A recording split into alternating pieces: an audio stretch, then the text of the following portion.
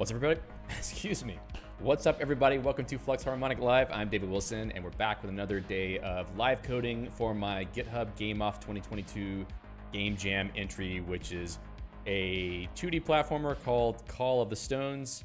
And we haven't really made a ton of progress this month because I've only had, weekend days to work on the game itself because I want to be able to stream most of the work on it, and it's difficult to do that during the week.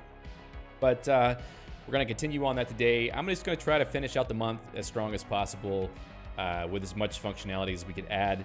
The plan that I had was a little bit more ambitious this time because I thought I had more time, but it turns out that I had to do a lot of work on Mesh, the language itself, to enable some of the things that I wanted to do, and it took a lot more time than I expected. So unfortunately, that's the case, but these things happen, especially whenever you're writing a lot of the stuff yourself. You kind of have to deal with unexpected problems, and this project definitely had its fair share of those. So let me just get everything set up while people join the stream, and then I'll tell you sort of what we're going to do today, and we'll get into it.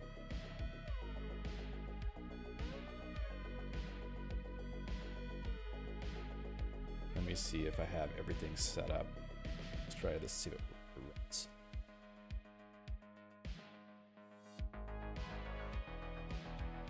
Okay, so everything still runs. That's great.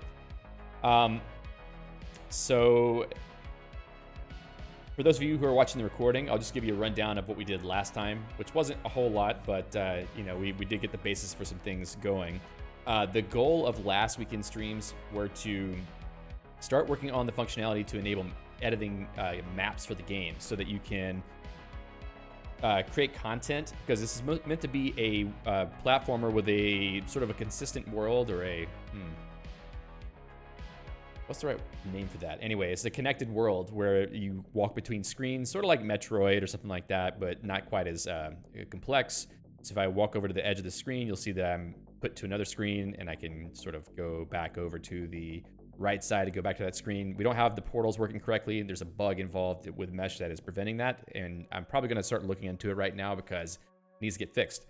But what I wanted to do last week was get a basic UI framework started, which I have this clicking here. I don't think it works at the moment, but the idea is that in the game, there should be an editor that allows you to edit the game as you're playing it, and it is possible right now to do that if I restart the game because I died. And if I press tab, it puts me into edit. Oh, wow, look at that. Oh, okay, I have a break in there. No wonder. All right, anyway, if you press tab, it goes into edit mode. You should be able to place tiles in the world, and then press tab again to go back into play mode, and then play. So we'll do some more with that. Ashra says, still wondering about the name, Call of the Stones. Well, I'll tell you what the sort of the background of the game is. And also, for those of you who weren't here for the sort of initial discussion about all this, GitHub GameOff, like many game jams, has a theme, and the theme for this year's GitHub GameOff is cliches. The idea is that you pick one or a few cliches and make a game based off of cliches. Now, you don't have to make the game literally implement the cliche. It's just sort of like a way to get inspiration. So for this one, I went over a big long list of about 400 or so cliches, and we picked some that sounded good, and the ones we picked were he left no stone unturned, clear the air, as old as time, ear to the ground, built to last, back to square one. We're not using all these necessarily, but these are sort of like the things that we took inspiration from. And then I came up with a concept, which is you're a character who lives in a realm where there has been peace for a long time. One day, the Puria stones that protect the realm were stolen and hidden across the land. Sort of like you have this, Metroid-like world that you have to traverse to go find the stones. And then since then, the air has become unclean and it's not safe to stay, which is the, I think, clear the air thing. Your character must venture through the different areas of the realm to find all the missing stones and reassemble them so that the air becomes clear once again. The stones all make their own special sound. That's where the call part comes from. So you need to listen for them to find your way. So there would be a button that you can press to listen, and then some sounds that I would make if you had time would play so that you can sort of hear which direction the nearest stone is in, and you would sort of just follow that based on the sound. So Once you find all the stones, you must head back to the town square to reassemble the altar of the Purify stones so that you can purify the air once again. So that's sort of the idea. This is supposed to be a very simple 2D platformer, mostly based on exploration. Not really so much picking up, power-up items like in Metroid, where you are gated to other areas until you have a certain item. We're not really going to go into that mechanic. Don't really have time now, but the idea is just to have a cool little game to make out of this. And the technical goals for this were to deal with file I/O to actually be able to start creating and reading in game data so that I could make actual maps and have like sort of expandable game content. And then also to make a UI framework that enables an editor to be created in game. So we were working on the editor last weekend, made some progress, but had some bugs toward the end, so we didn't really get it fully finished, not the right word, get it fully functioning, I guess is the right way to describe it. But today we're gonna get back to that and see if we can get it moving. I would like to also try to start maybe making some pixel art. I'm not an artist, but for this jam, I also wanted to try to at least do some art and some sound or music. So we were getting to the point now where we're running out of time and I gotta start doing something. So we might try to do some of that maybe later today or tomorrow, depending on how things go today. But today I would like to at least maybe finish off some of the stuff we were doing from last week and feel like, okay, we're making headway. We can get past some of these initial hurdles and then start to feel like we're making a game finally. Because, we've got the basic platform mechanics, as you could see before, but it's still very basic, Not really all the things that I wanted to do are there, and they're also very janky, which you'll see once I actually have platforms you can jump on. Doesn't matter, we'll fix it all up if we have time. Okay, so let me check my to-do list. Yeah, so from last time we had implemented saving and loading of game map data, which was very important. Also, keyboard bindings for editing commands like Control S for save, so you can actually save a game map while you're editing it. Then implement some kind of basic UI for entering text prompts because you need to be able to open or save file paths, or enter a file path to open to load or save. So that's something that we need to do after we get the initial UI stuff working. We'll see how far we get with that. The ability to create new screens, that also requires this text prompt. The ability to create and edit portals between screens, which is a little bit more complicated because it requires clicking on something on the screen, maybe dragging it around. I don't know if I want to go that far in depth. We may just end up editing the level file by hand since it is a text-based format. And the ability to change map tiles to draw. If you have multiple map tiles, you probably want to select which tile that you are going to use to paint on the screen. So we need to do that. Fix the behavior of navigating between screens. So I definitely want to do that part because I would like transitions between screens to be smooth, and we started working on that last time and didn't really get it done. Off stream this week, I was trying to fix some of the technical issues we saw last time, and I ended up eating like the entire free time I had in the week on improving the quality of the parser of the language, because there were places where I was hitting errors or syntax errors, and it was causing the compiler and the runtime to crash. And it was just annoying to me that it was happening like that. I felt kind of embarrassed that it was happening, so I went to go fix that, and it ended up being a much bigger job than I hoped. So I didn't get a lot of time to fix other bugs, so we might have to look into a couple of those today, but that's okay. I mean, hopefully you're here to see game development plus compiler hacking, so we'll see how that goes. Better error handling. I actually did add some better error handling in places, so that situation has improved since last time, but still not perfect. So we may have to add some errors here and there, but that's fine. It's pretty easy now. Yeah, there's another issue here. Something is weird with closures. I think I have a bug in the closure implementation after some of the changes I made recently, so I think we will have to do a little investigation there. Anyway, let's get back into it. I'm going to jump into game.msc and see if I can get my bearings, because I have not looked at this code since last Sunday. So part of what we were working on was the portal moves. And also, I think I have a break in here somewhere. Where did I put that break statement? right there. Translate mouse event. Handle children. Okay, that's for elements. Translate mouse event. Yeah, okay. Something here I think was also acting weird. So let me just try to turn things back on and see what happens. So I'll put this back in and I'll take that break statement out also, because I don't know what I was breaking for back then. Click. Oh, I need to be in edit mode. Okay.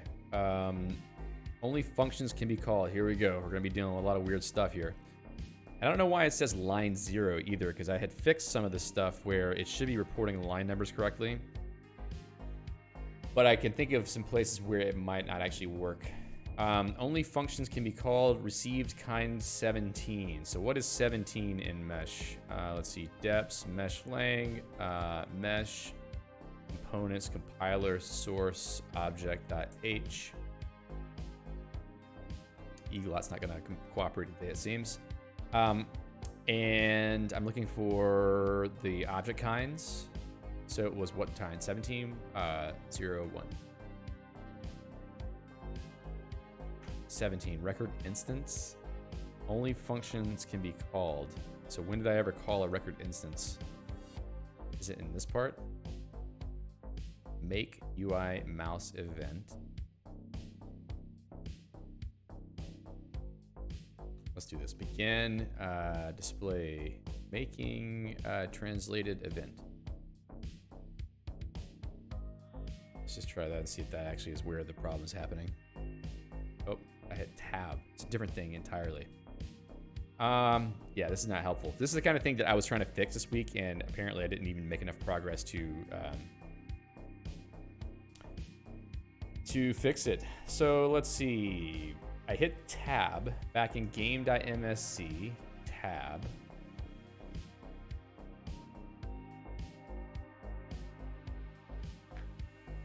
Ashra says, does project switch project not work for mesh? So it might. I have too many mesh around. There it is, right there, yeah. I have that one there. Let's do this too. Maybe I can have 2 of these open.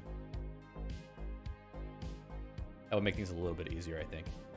Okay, tab, delete, close, tab, close. Okay, there we go. So if I go back into object.h, and then in this file, game.msc, tab. Okay, input keycode tab, or toggling edit mode. Set state display mode toggle to something. Okay, got that here. Only functions can be called. So it's not this, but it must be something that's happening in edit mode. So editing.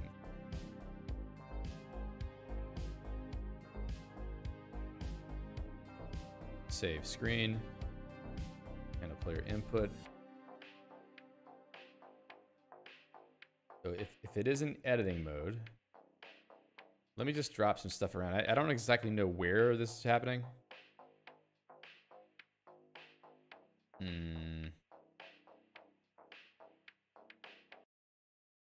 It's not Control S. Okay, so that's not going to be there. But something is happening whenever I'm running the game. It must be something here. Game, not event handler, maybe update. Where am I updating the UI? Editing. Let's see where else I'm looking at editing.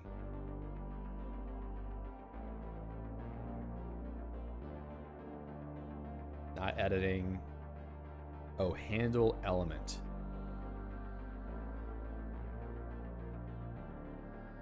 Maybe it's this. Translate root element. Okay, so display handle element. I may have to go into that function also. Let's see.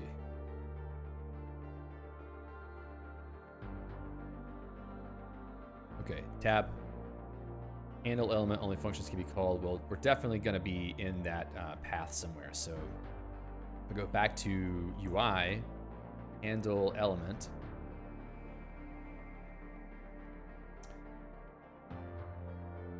Let's see if we get in this function. Yep. Okay, so UI element handler. Maybe it's that. One of these things. UI context, UI element. So if I display this, maybe that will tell us something. So it's a function called handle children. That's all good. UI context, UI element event. So handle children. Maybe it's in handle children somewhere. So handle children.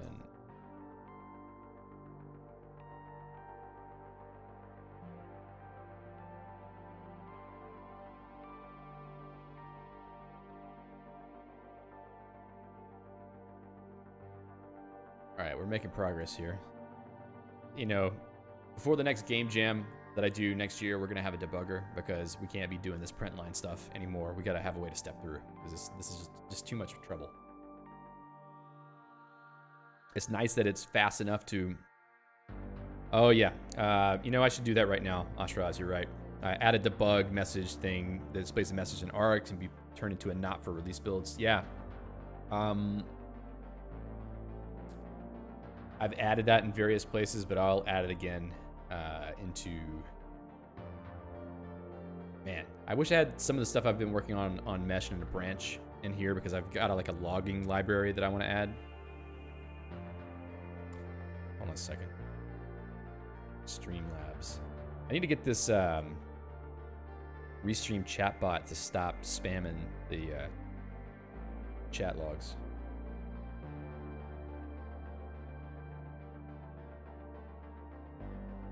Get out of my face.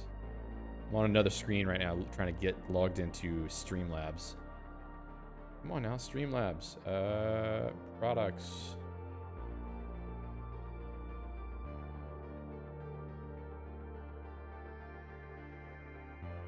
Dashboard. Okay, that's what it is. Yeah, I definitely need a better debugging function so that I don't have to do all these displays everywhere. It's very annoying.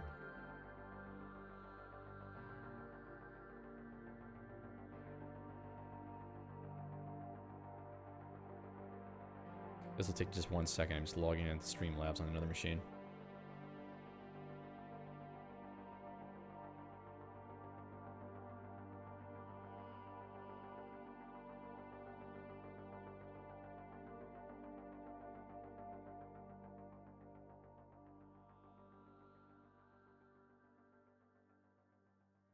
So slow, come on.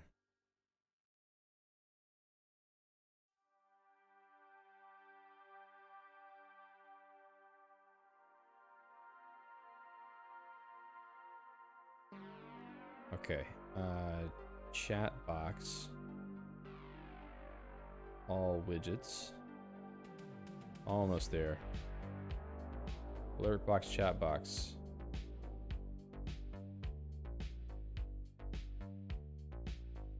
Hide common chat box. Okay, hide user from chat, 1 name per line. What's it called? Restream. Ashraz, say something in the chat so the Restream bot pipes up.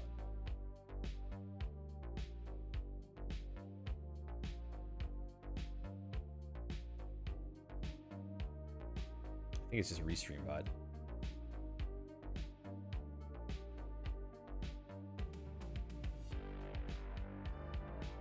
Yeah, Restream bot. Let me save this now. All right, hopefully that does the trick. And hopefully it didn't just break the chat entirely. Okay, back to it.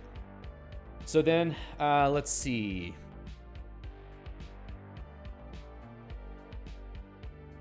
Did it just disappear, the whole chat? Let me see here. I can make it refresh.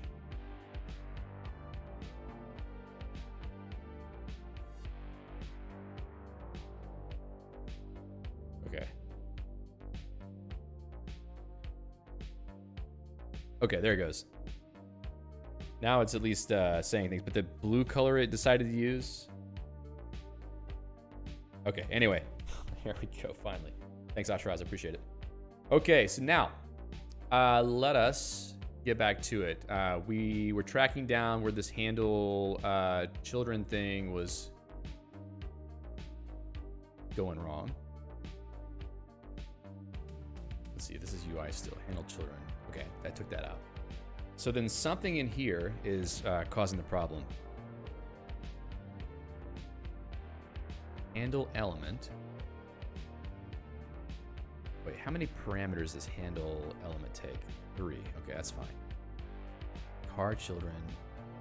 Translate mouse event.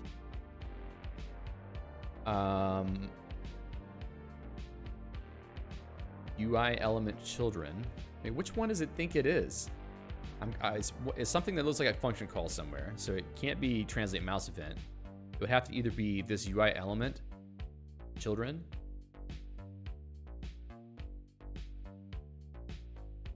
I think that's an accessor.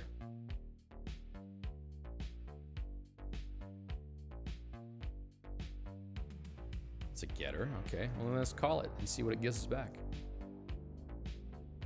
UI element.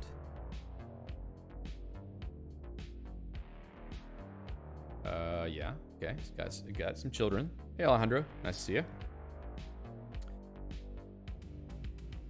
This chat box up a little bit. That's a bit better. Or handle element, then loop. So let's do this. I don't know if it's gonna help, but let's try that anyway. Huh. Interesting. So somehow translate mouse event is event UI element, car children. So is it translate mouse event that's having a problem, or is it calling translate mouse event that's having a problem?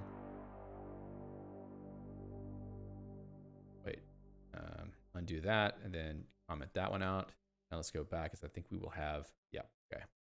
Translate mouse event. Let me drop in, well, I had something there. Display, translate.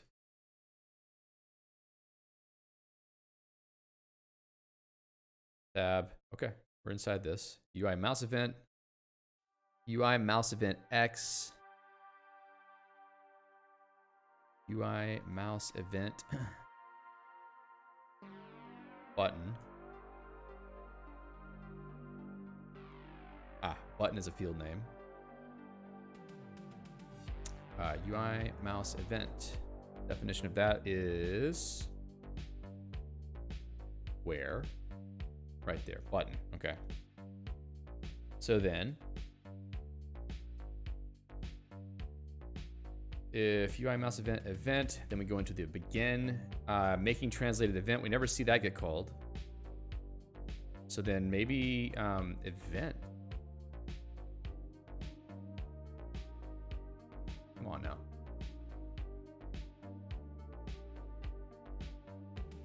So display, return original. I keep returning, or I keep adding new lines because I want it to flush the output before it crashes. Only functions can be called. All right, so then translate mouse event. It's a function. What's the problem?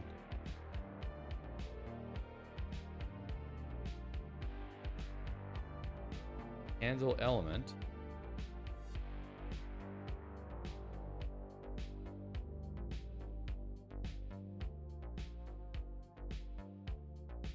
Translate, return original, yeah.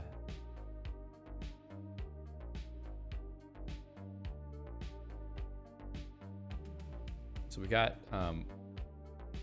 2 branches of the if here. It should just be returning this value. I don't know what's going on.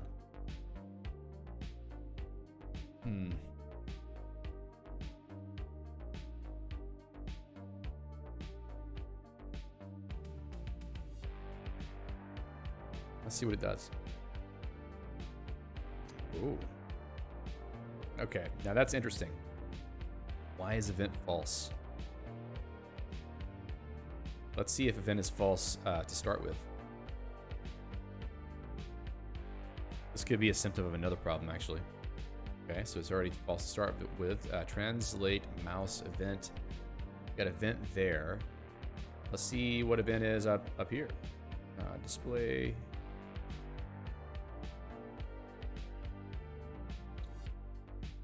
Where was I? In translate. No, not translate, right? Oh, this one. Handle. Let's go with handle children.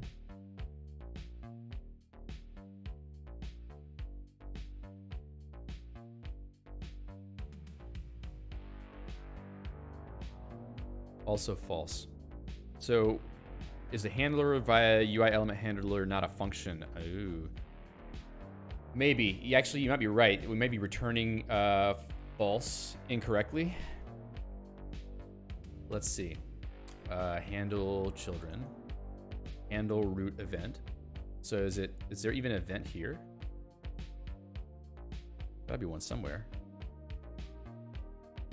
Huh. So where am I calling handle root event then? Handle element. Okay, handle root event. I believe it's somewhere. Wait.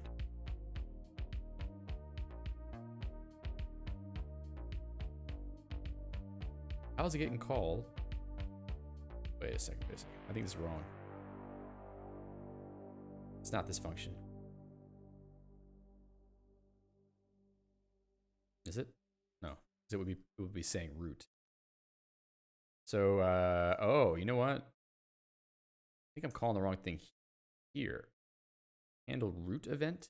Okay, so what was I doing in this? If it's a UI event, okay, I need to set the UI element state to have the position XY and then call handle children. So handle root event. And then what else do I need to have for that? UI context, UI element event. Okay. So then I need to make sure this is exported.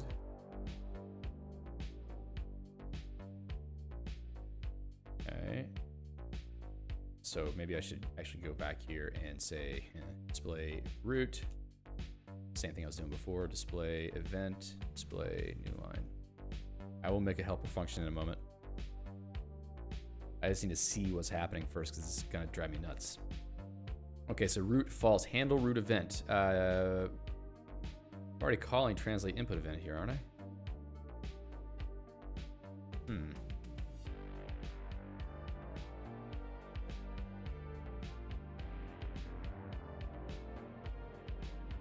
Okay.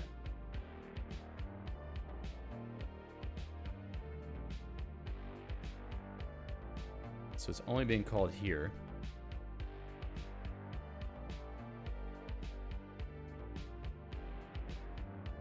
Input event, translate input event. So let's go back to UI, translate, wait. Translate input event. All right, this may be the place where things are going wrong. If input event mouse button down, mouse button up, you know what? This whole function is returning false. I probably shouldn't do anything if this returns false. That would be one thing to avoid. Let's see. Translate input event. So this probably needs to be a LED.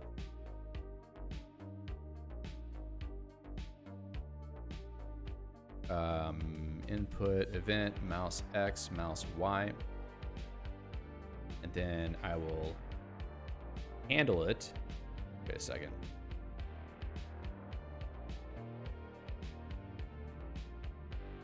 If event, Lispy is doing its usual chicanery. Event.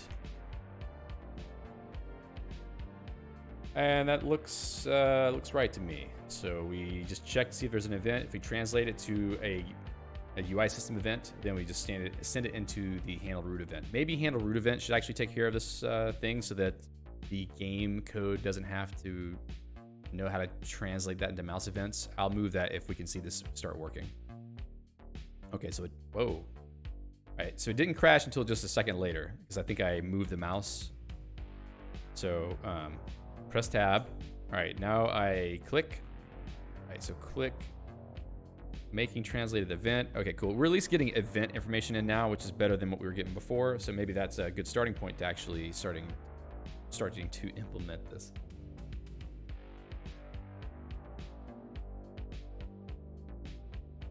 Okay, so UI mouse event, making translated event. Where did I say that? Right here. Okay, so that's inside of translate mouse event. So we know it's a mouse event, we're translating it. In another instance of only functions can be called. I don't know if it's happening here or somewhere else. So if it didn't happen there, it means it would be happening in the function that calls this, translate mouse event. Probably not there. We call that, no, we don't call it anywhere else, right? In this section.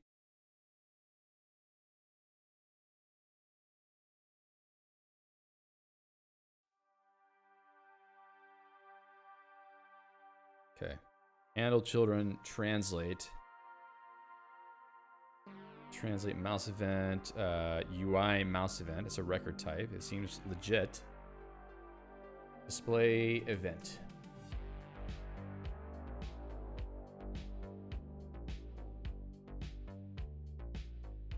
So before that gets called, okay, right there. Okay, so event's good. It's a UI mouse event. UI element position. So what is UI element in this case? Maybe we should take a look at that too. Make sure that everything looks good.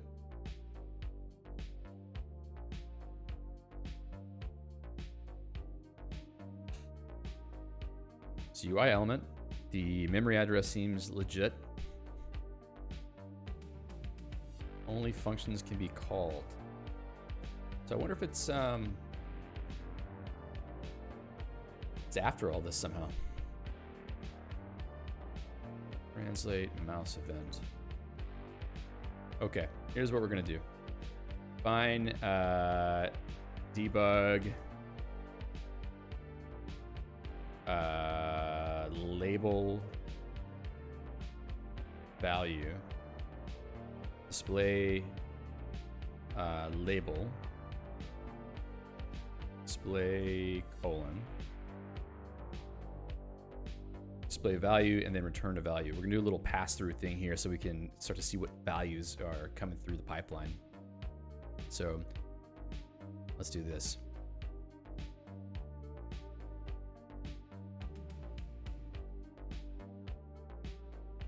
Okay, let's see if it even gets to that point. Oops, I moved the mouse and I should have done that. Only click. I did it again. Come on. Okay, hit tab, click.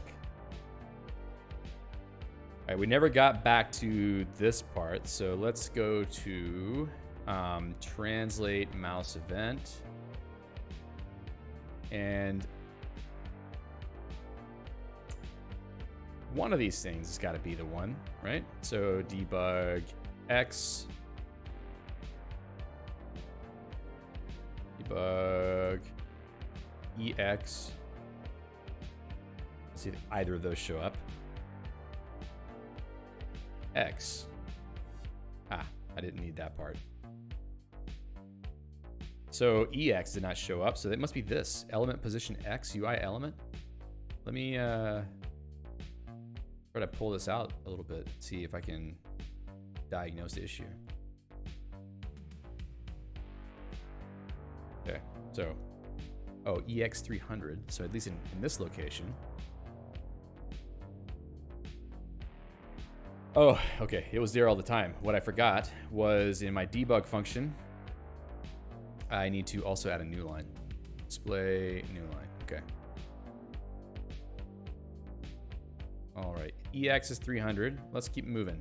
EX Let's do the same thing for the position Y. Also the kind, debug, kind, button, debug, button. Let's try that. Click, button 0, kind down. All that data is right so far.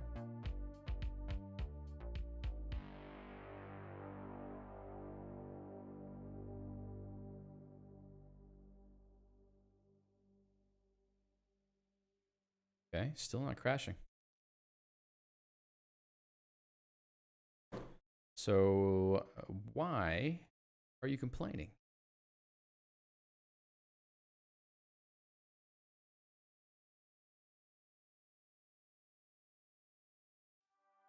Okay, what is it? Make UI mouse event? That can't be right because it's UI mouse event.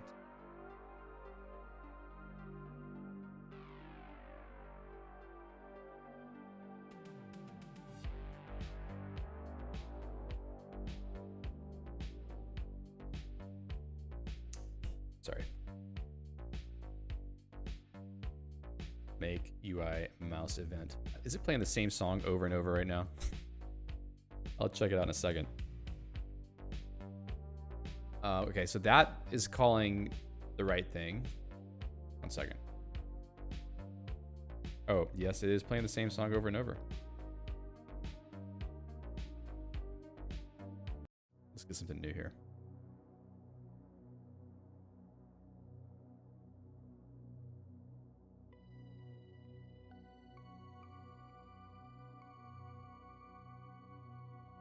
Okay. Make UI mouse event. XY kind. Let's see. XY kind button. Okay, all those are right. Make UI mouse event. I don't understand what the deal is here. UI mouse event. This record type is defined in the same file. Shouldn't matter that it's not at the top.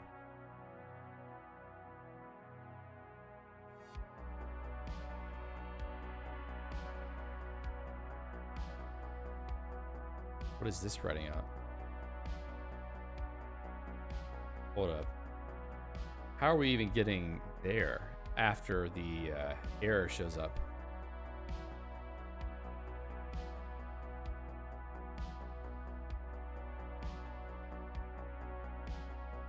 See you, Ashras. Have a nice ride.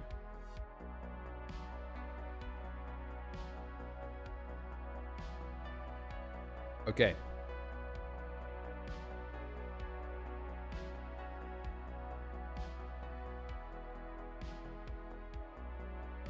What if I start putting in fixed values here? I'm gonna comment out all the stuff. Let's just do this. 0, 0, 0. It's really dumb that I have to do this. We should be writing game code, not trying to figure out why my code is doing really stupid things. Okay, so still crashing from that. If I were to just go ahead and return the same event instead of doing that, maybe that does something. Interesting.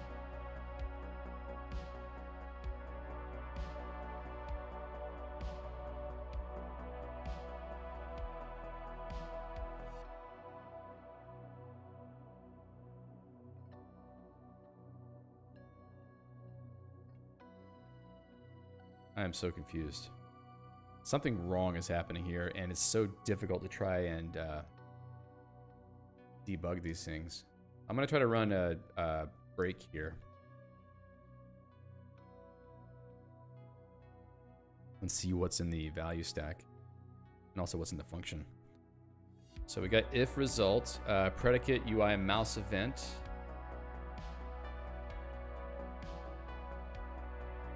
That can't be what you're complaining about.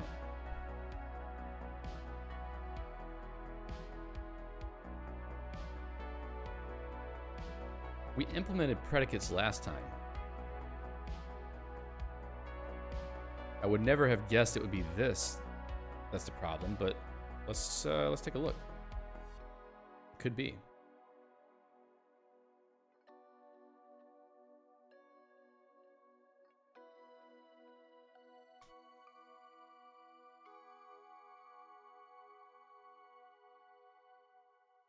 Okay, it shows up as a predicate. It shows up there too. Okay, fine. But it can't be called? Did I make a mistake in the mesh code somewhere? I guess I don't know if I've tested that yet. Let's see. What is it?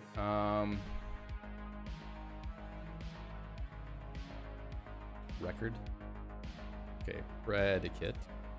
Actually, I need to go to VM. Predicate. Predicate. That's for which call value, okay. It didn't seem like 17 was the value I was looking at though. Unless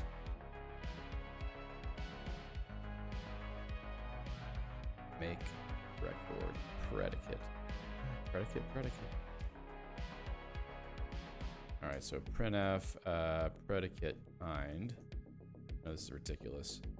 Object kind record predicate. Oof. Okay, this should work. 18. Suspiciously close.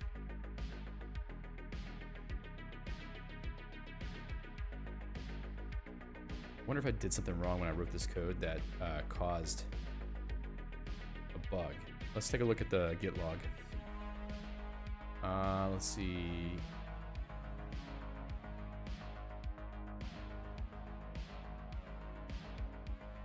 Add record type predicate functions.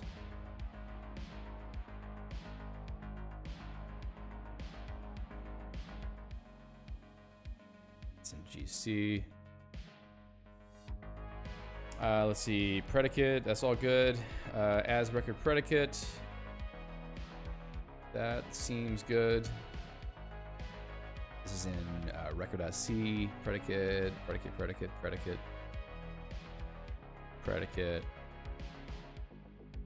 Okay, all that seems fine. VM as record predicate. Oh, wait a second.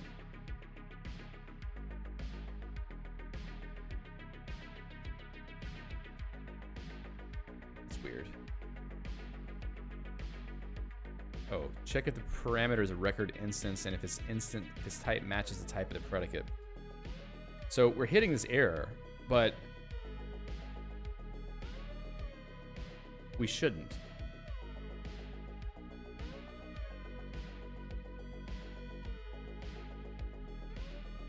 Case, object kind, record predicate. This doesn't make any sense.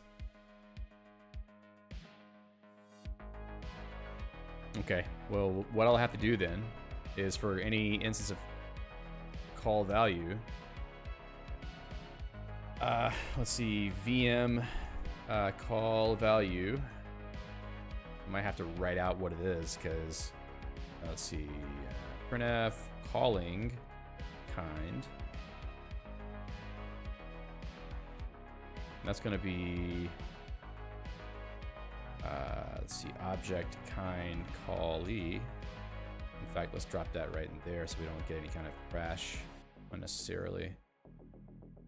Okay, and then we'll go back here and run it again, actually.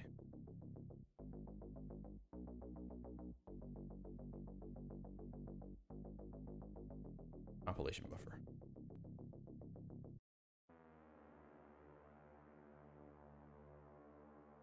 See how long this takes.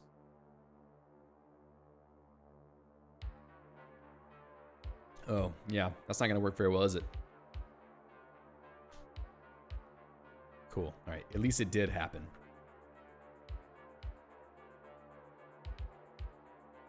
Calling kind 18, okay, that one's fine. Maybe I'm looking at the wrong thing, actually.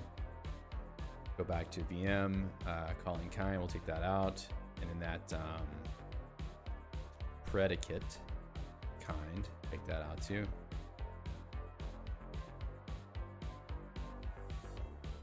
All right, so let's look a little bit more closely at the output from the break.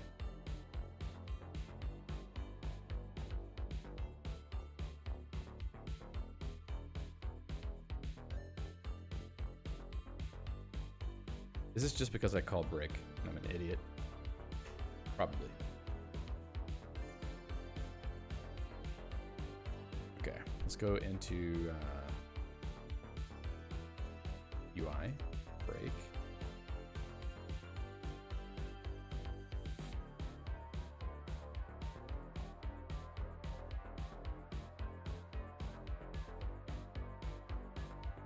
How about this?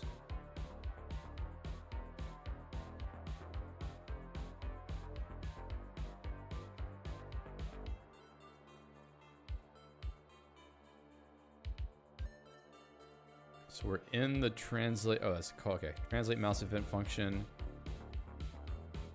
All right. So translate mouse event. We have a mouse event as the first parameter, UI element as second parameter. There's the debug function that we're calling here, if result, which is a string that goes in, the predicate, the record type. I don't see the result. Oh, you know what? That's probably what's happening, actually. I'm not cleaning up the stack correctly in that function. Yeah, let's see about that.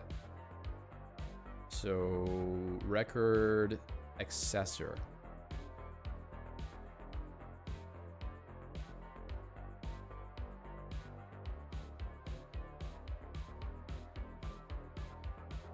Push the return value on the stack. I think that's the problem. Oh, I'm pushing it. What the hell?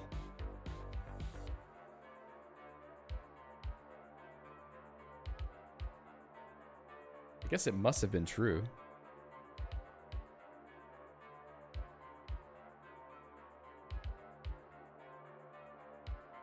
If record instance arg as record instance arg record type equals predicate record type. Well, let's just write it out and see what happens. I mean, we know that it's true, okay? We could tell because what the hell did I just do? Because in UI.msc we get into the true path of the if.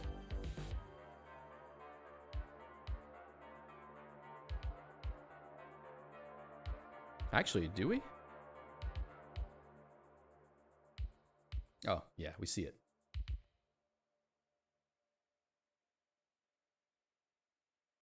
Then what the hell is happening? I am so confused.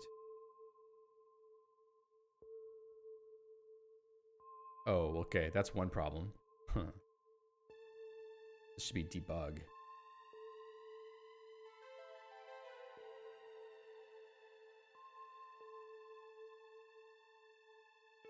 Damn it. All right, so then returning event is fine. Something about calling make UI mouse event is making it very unhappy. But maybe I did something wrong before.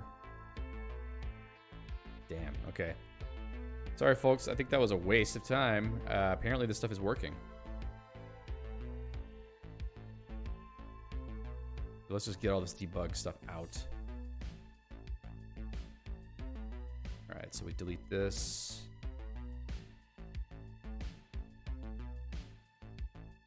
Delete the debug for button. Okay, now let's get back to clicking. Can I click this button? It might have said something useful. Mouse event, who knows? Okay, let's delete some stuff. Handle children. All display needs to go away. That's fine. Handle button, mouse event. Okay, I see that. That's cool. That I'll leave for now. This can go away. This can go away. All this debug stuff can go away. And clean it up a little bit.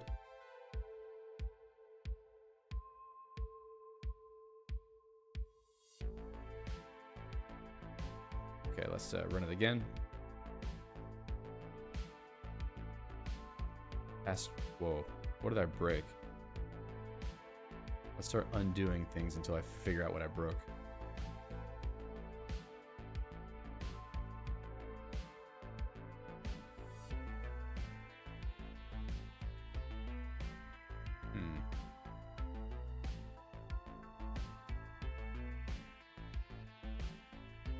Okay. If I go then and take that back out,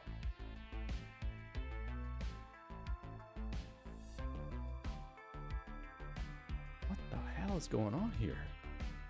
Past record of type UI mouse event to accessor that expects UI element. Okay, what did I do wrong? Event, element.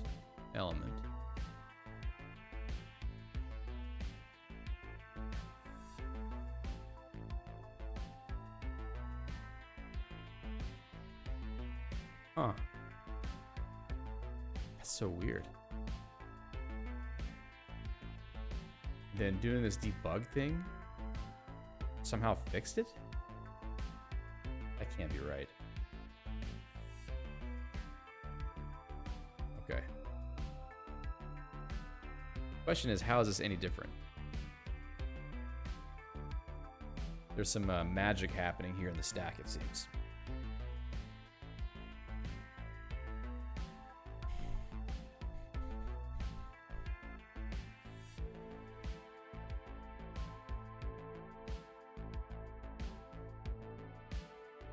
Another thing we can try. Okay, we've got the debug here. That's all fine. But maybe we run it again. I don't know.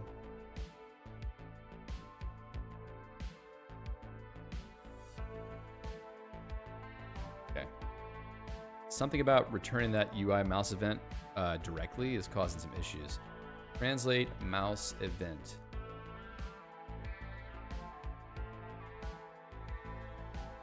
If UI mouse event.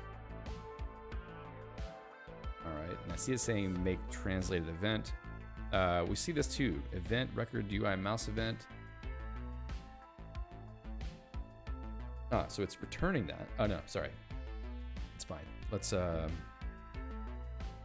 delete that and also this.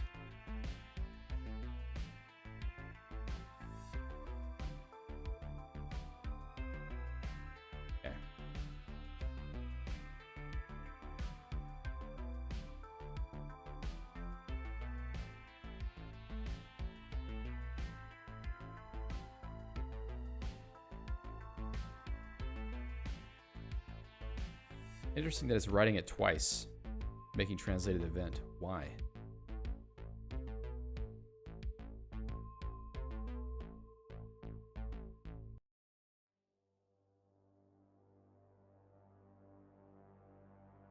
Okay, so the original is UI mouse event.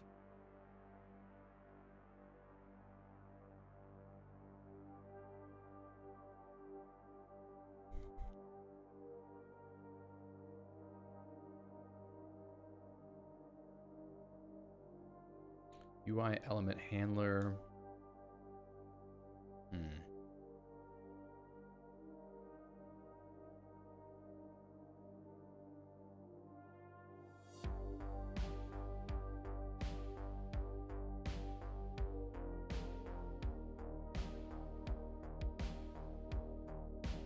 Okay, let's see. Debug. Let's see. Handle element, UI element.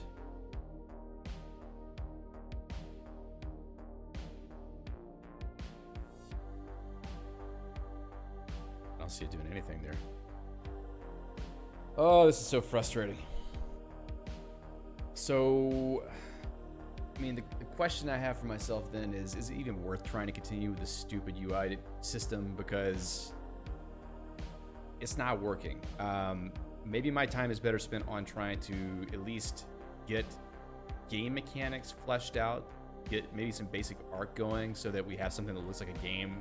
And then during the week, maybe I can investigate more of this UI system problem or find a simpler way to do it, because right now this is just not going so well. I think it's a waste of time.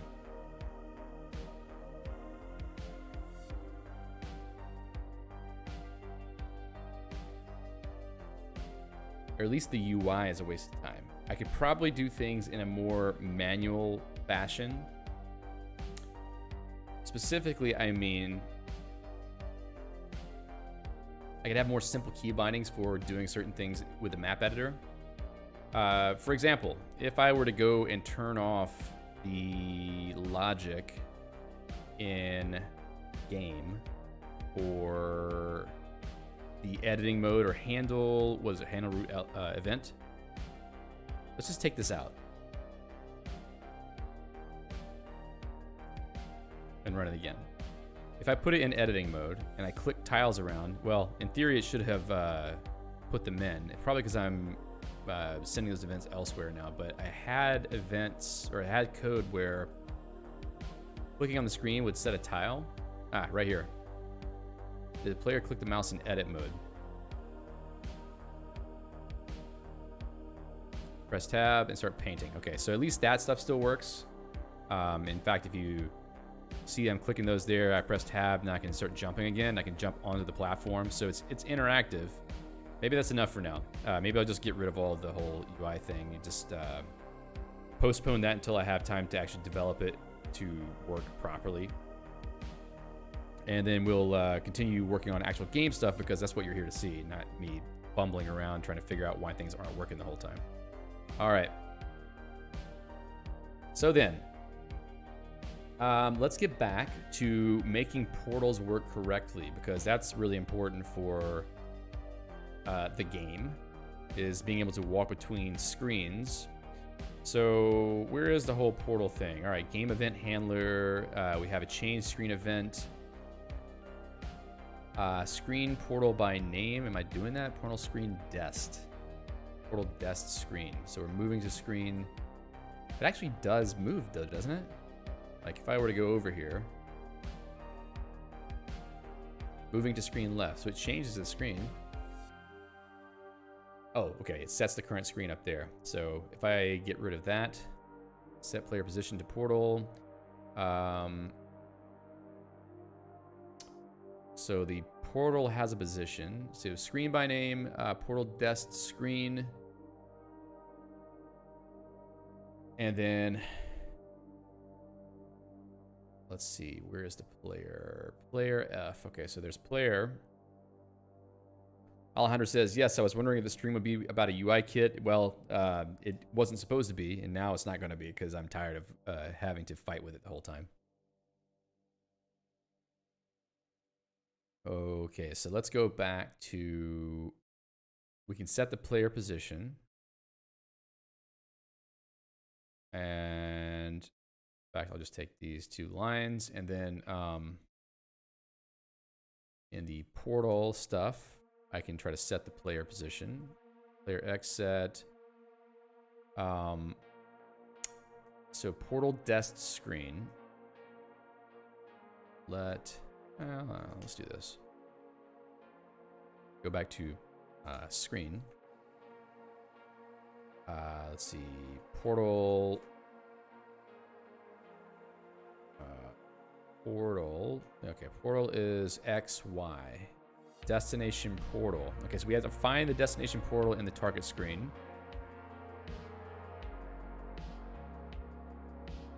Well, actually, let's just define a binding and then set it. So screen F. Say I need let star, but I don't have it yet, so we have to just sort of, deal with it for now. Actually, we can just use current screen. All right, so set the current screen. Find the destination portal by name. Now, if I were to go back and look at screen portals, screen portals, screen portal at position. So it's a list. Looks like an A list with names. So I could probably just go through that list and find it. Where is find? Do I have a find or something of that nature? Let's go to core.msc.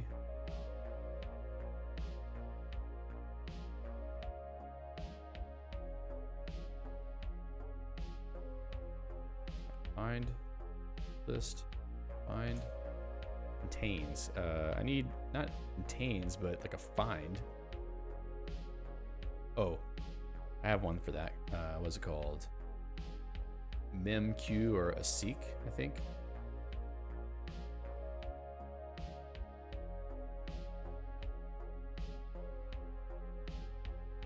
No, let's go to screen.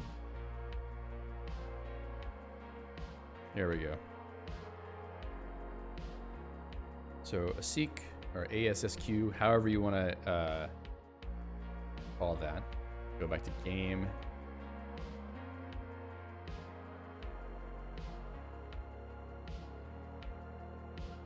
Dest portal is ASSQ. The list is a second parameter. The first parameter would be the portal dest portal of portal, and then the list would be screen portals current screen. Okay, so display, or actually, yeah, dest portal, then display dest portal.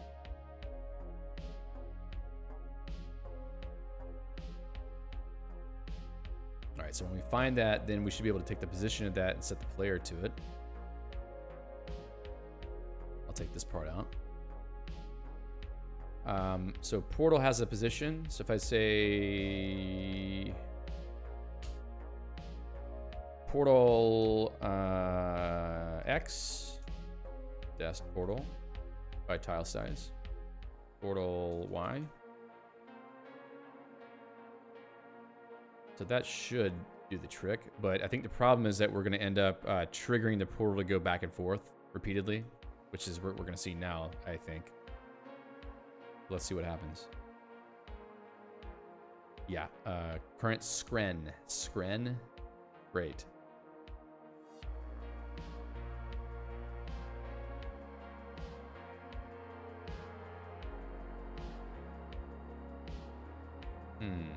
Dest portal false. So if dest portal, if there's not a portal, I think that's kind of an error. Probably it should do something, and maybe we should not change the screen unless we find the portal. So let's do this first. So set screen. Then I can say set current screen. Oops, I'm gonna do it again here. Current screen to screen. All right. So then destination portal, it's all good. Some of these references to current screen though. Could be screen, change that one, not that one. Oh, okay, that's all. Try it again. Okay, let's walk a little bit. Oh. Well, I just walked off the screen, that's cool. I didn't write anything though when I don't find the portal, so maybe that's the problem. It's, let's see, dest portal. All right, so that with that if,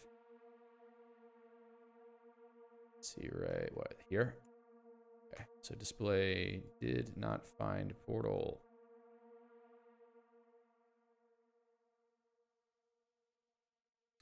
So we're going to display the name of the desired portal, which is going to be portal dest.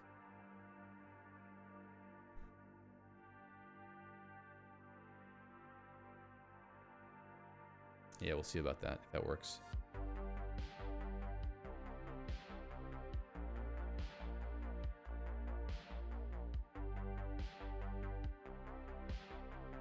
Okay, here we go. Take a walk.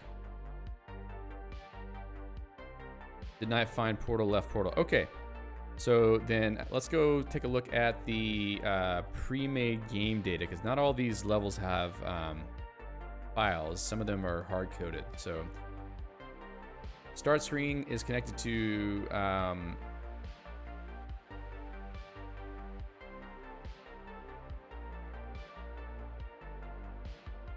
the screen called write. Oh, excuse me. And then right should have a left portal. So let's see, create right screen. Oh, okay, I don't have a portal. That explains why I didn't find the portal name. So then for this, I think, let's see, screen portal add. This should be 19, I think, because this is 20 at the height of where the level is. You'll see what I mean in a minute. This should also be 0. Portal direction would be left.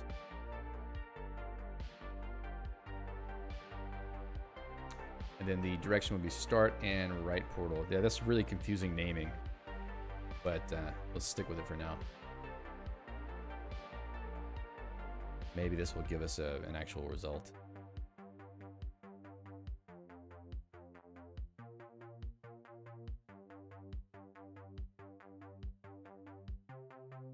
Okay, now let's take a little walk and see what happens.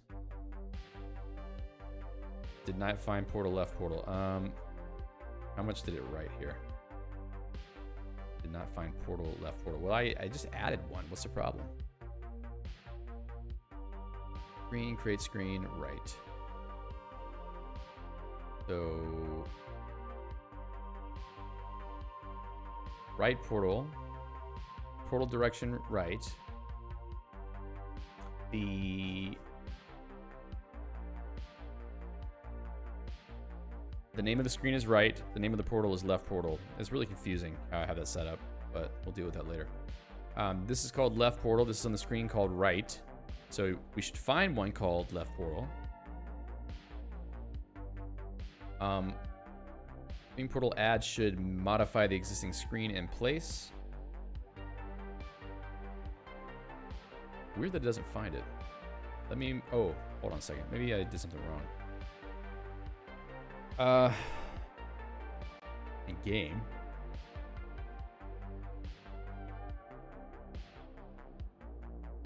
Portal, desk, portal. Screen, portal, screen. Screen by name, screens.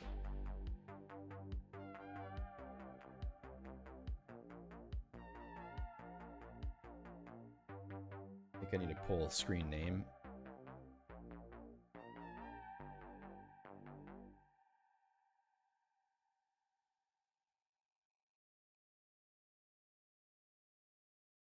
Let's see what happens now.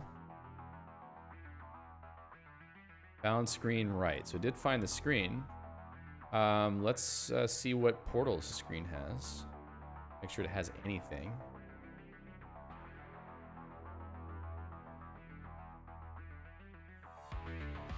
Okay, so it has a portal. How about this? Map, lambda, p. Portal name.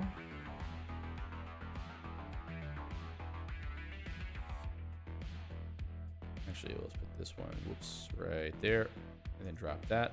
Okay. Now that should give us a list of all the names of the portals.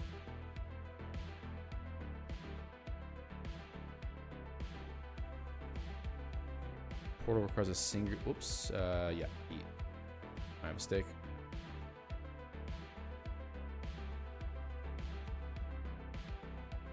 Left dash portal. Interesting. And we're looking for, is it searching the left portal of the right screen? Yeah, it's supposed to be. We know we're looking for left portal because it says did not find portal left portal. Wait. It's just a flat list. Okay, so I made a mistake here. I think I need mem-p. Mem-p. Go to core mem-p. Mem-p needs a predicate function. For each item in the list, it will check with that predicate function. Lambda p equal. Let's see.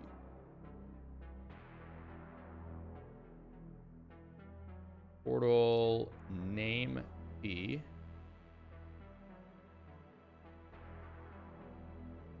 I don't want to have to call this accessor every time, but we'll just do it for now. I know I have a typo there.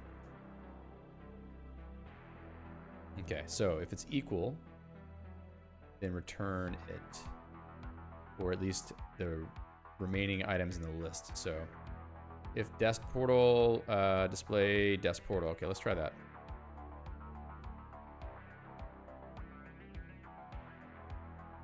Okay. Found screen, desk portal is empty. Portal name P, display, check.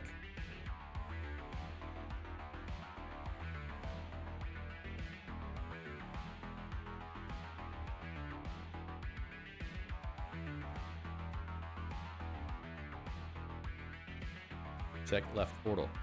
It's a string, right? I put it in there as a string. Yeah, it's a string. I wonder.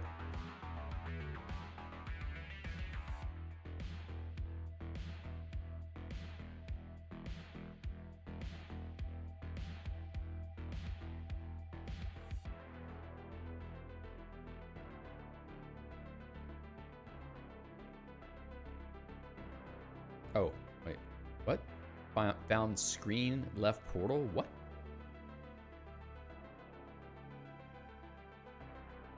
Oh. Wrong. I'm confusing myself. Let's see. So we got a portal named left portal. That's fine. We see it.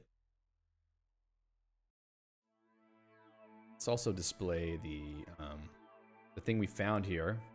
memp returning an empty list definitely tells me that it didn't find it, but let's keep moving anyway. Found portal, and I'm gonna display the desk portal. I'll kill that.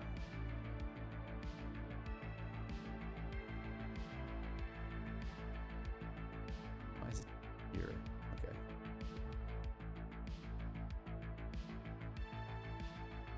So equal portal name P, portal desk portal, portal. Yeah.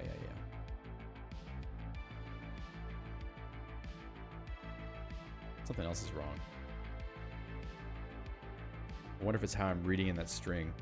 Let's go to screen. Read portals. So yeah, I'm just reading the line. Does it have can't have a new line at the end because that wouldn't work. Well, let's do this, eh? I'm gonna copy this equal and see what value it returns. Just to see, because I don't trust it right now. Something very strange is happening.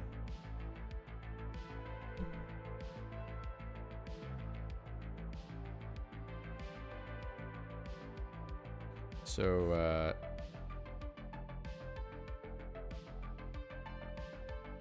desk portal is still empty. Yeah, this is very weird. So in core, memp. So I loop through every item of the list. I run the function against the first item in the list. If it returns true, I return the... Oh, why does it do that?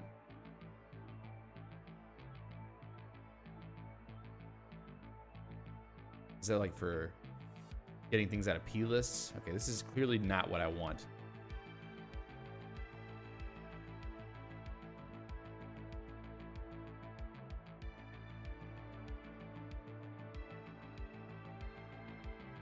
I don't even know if that's the right implementation for memp.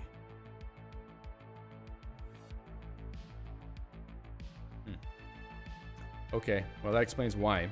Because I'm getting back what comes after that item.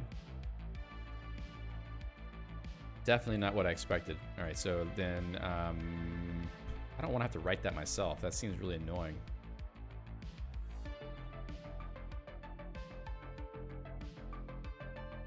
Let's load up Firefox here to take a look at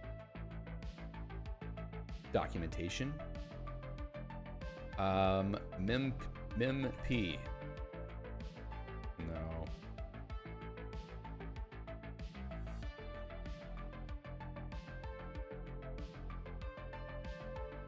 All right, well, another way to do this. Let's go to vterm Load up the Guile REPL. MP, you have that right? No, you don't have an MP. Guile manual.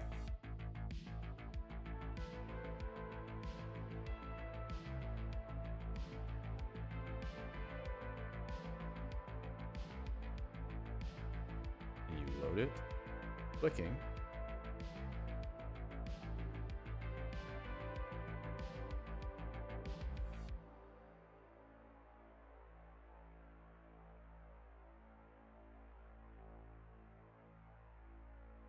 memv, memq, member. Return the first sublist whose car is equal to X. Okay, so I think that's how the mem commands are supposed to work. They return the sublist whose car is equal to the search object.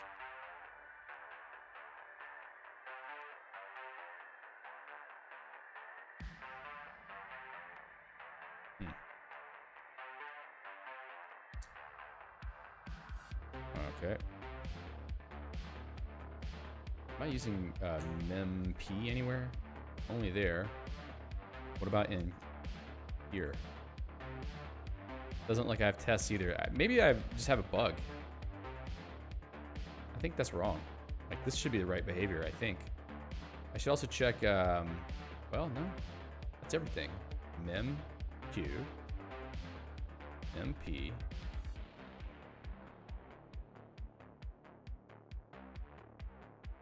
Okay, so I use ASSQ in mesh build at least. Okay, let's try this now. I think this might work.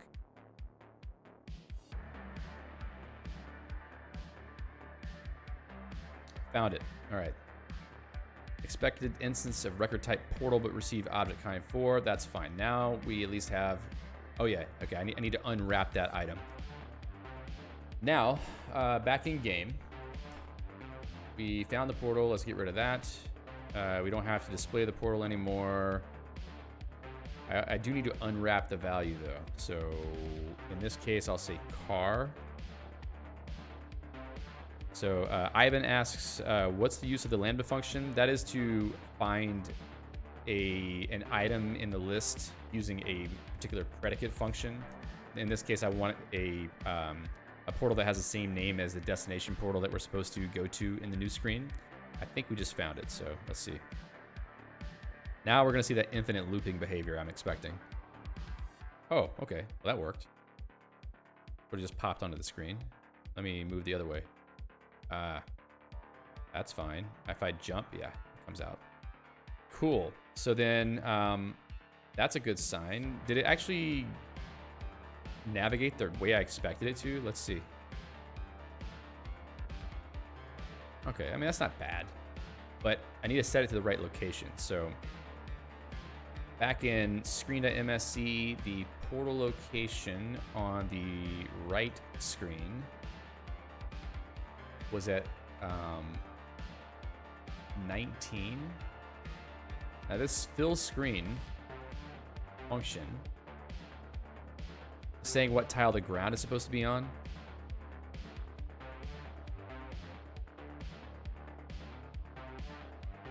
Here I'm saying the tile is 20, and here I'm saying the portal should be at 19, but for some reason it's setting the position of the player higher than I expect.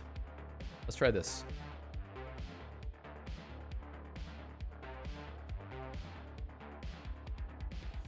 Still, it's like it's jumping. That's weird. Uh-oh. Interesting. How did that happen?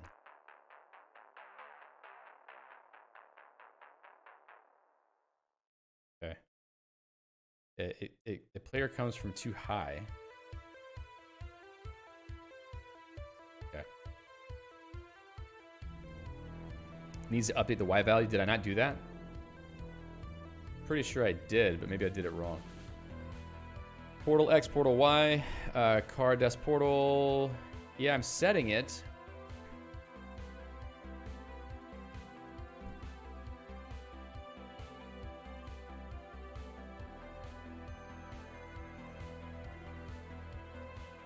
What am I treating the Y position as? Is the Y position where the player is standing, or is it the top left position of rendering the player? I go to player.msc, render player, draw a rect, player X player. Okay, so I'm doing it from top left, it seems.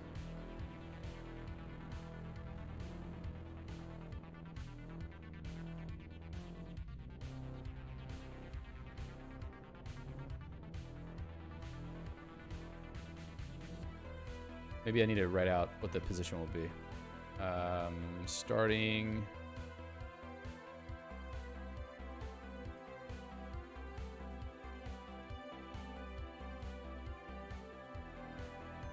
We'll just calculate that again, no big deal.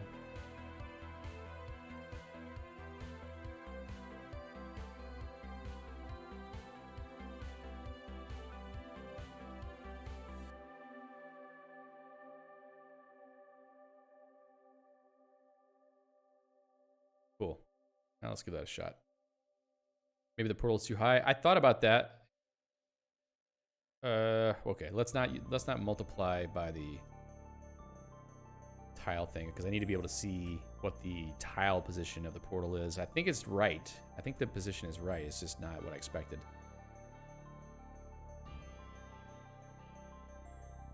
Y20. Yeah, that's what I have it set as, but something's wrong. All right, let's tweak it a little bit. 22. Does he walk into the floor of the next? Something is real wrong. Okay, let's try this. How about that? 10. I don't think so. I don't think so, Alejandro. It's like the same every time. Why?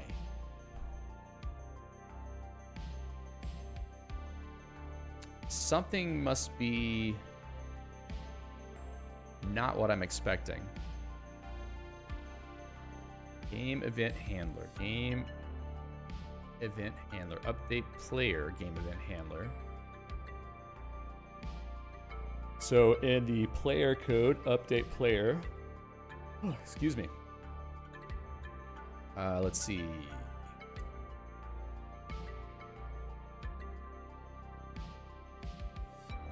Game event handler. So maybe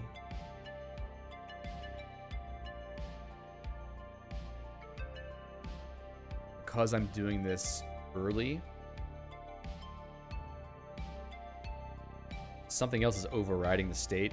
Aha. Okay, I think that's what's happening. When I call game event handler, it's supposed to change the position, and if I'm already too far along, sorry, if I have other code after that might set the position, then I need to do this after. So let's drop this code in right there. I don't really like that sort of interdependence, but let's just see it work for now. I think this is going to be very funny, actually, because I think I set the portal really high. Oh, there it is. Okay. So now let's go put the portal at the right location, which I believe is 19. And let's see how smoothly the transition is. Hey, perfect. Ooh, perfect. Look at that. This is not bad. One thing I want, though, is for the... Cool. Actually, even just like going back and forth works. Really close. I want the player to be able to walk a little bit further into the portal before it changes screens, so that it doesn't look like you just immediately snap to the other screen. I want you to sort of walk to the edge of the screen first. And that's something I was working on last time. I don't know exactly where I left that part of the code. Maybe it was in player here. Oh, right. I think I was doing it here somewhere.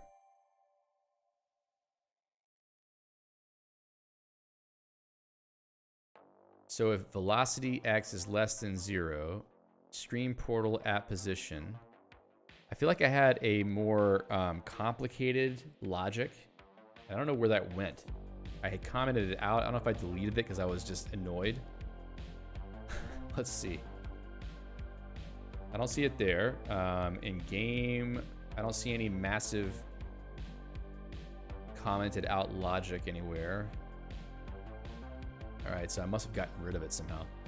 Unless I stashed it. Let's check my stashes. Let's see. Inner X. Yes, I think that's actually it. So that was back in which file? I think it's in game. Oh, I actually have a print here. I was doing that before. Player.msc. So in the logic for checking for portals, player.msc, right down here. Inner X. Where is inner X defined? Ah, okay, right there. Player X player. Let's go with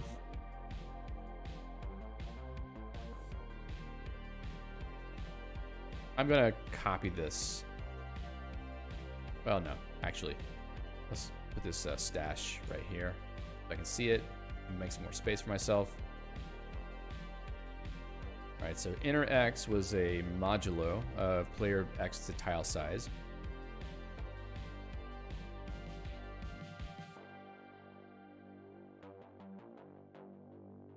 If I just think of this fresh again,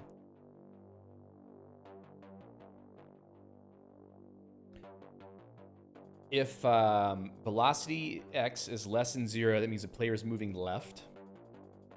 What I want to do is check if there's a portal at position.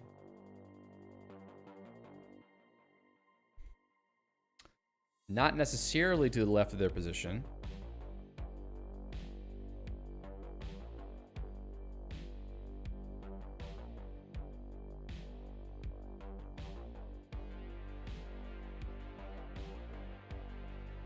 Let's see, map X.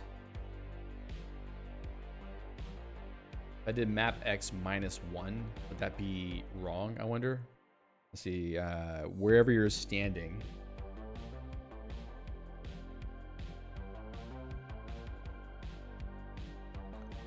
What does screen portal at position do? It's in the screen.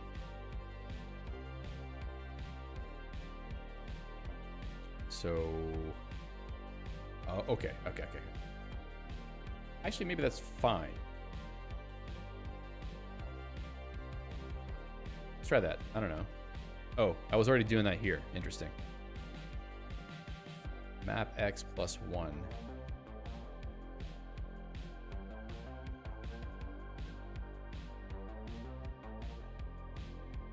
Let's see. I don't think that actually helps us because we're already moving right. Let's try adding 2. Probably not right, but I'm kind of curious how it's gonna shake out. Oh, whoa. Oh, definitely not that. Let's do just plain old map X. I think that's probably the key.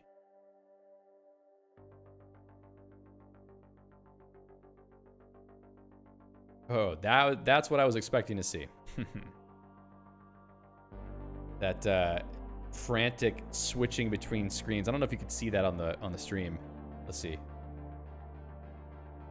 Yeah, you can see something weird happening. It basically just gets stuck in a infinite loop of changing.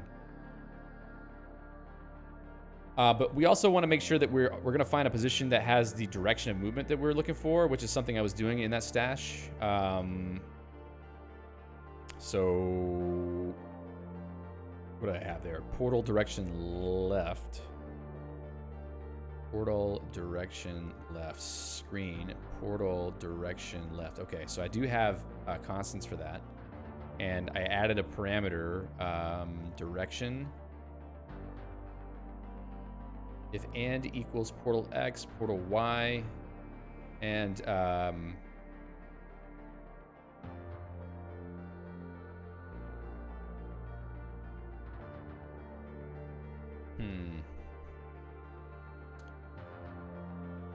there's something specific. There's a specific logic I want to put in here. So if direction is not false, so let's just say if direction equal direction otherwise true. I don't have an unless.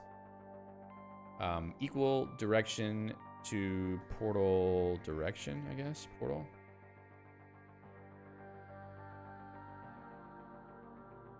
Okay. So then when I call that, screen portal at position, who calls this function? Just these two? Great. Oh, I guess it makes sense why they would be the ones calling it. Portal direction left, and then this one is portal direction right. Now I should check and see that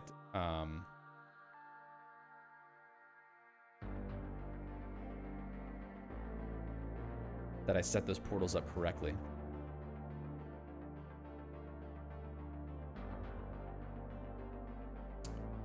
Expected 1 arguments, but got 3. What did I do wrong? Line 90. Okay, so I got a line number somewhere. Not that one. Must be in screen.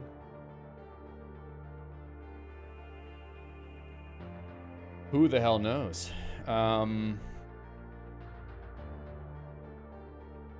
Game? Portal at... That's really weird.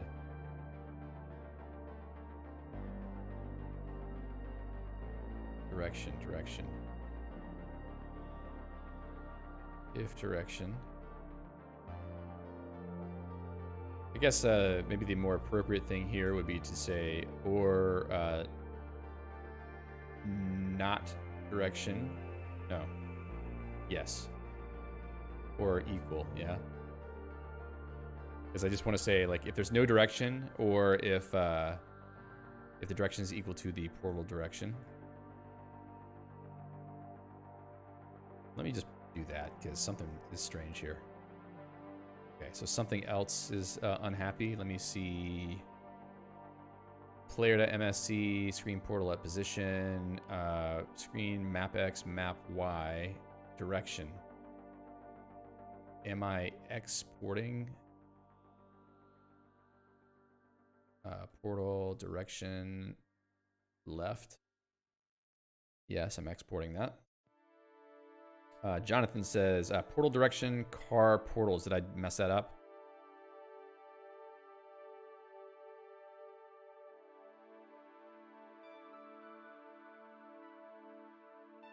Yes. Thank you. Jeez. What did I do? So that was definitely a problem. It wasn't the same problem that I'm seeing, but good eye. Thank you for catching that.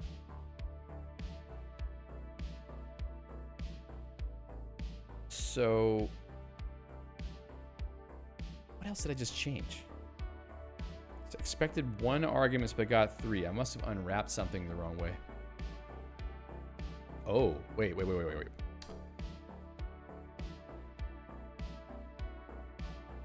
No, I think my and supports multiple branches. If I take this out, it still crashes, right? Yeah, it still crashes. I must have messed up something in the portal checking. I don't know.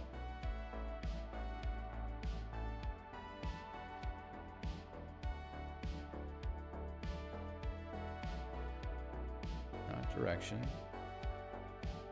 Left portal, add. Okay, all those are fine. UI we haven't touched. So in player, check for collision against a portal.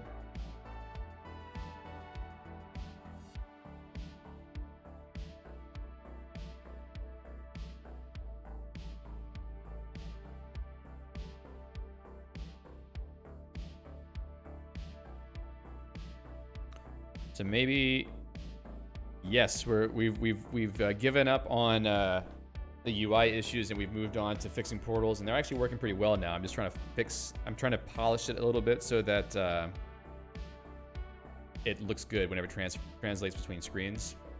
And we're almost there. I'm feeling pretty good about it. So let me change back what I did then, because something weird is going on. Previously this was working. Let me just clone this whole bit here, and then we'll just take out what I did just to see, because I'm not sure what happened. Then in screen, we'll take out the extra parameter. Okay, so something in there I did really wrong. Let's add this back.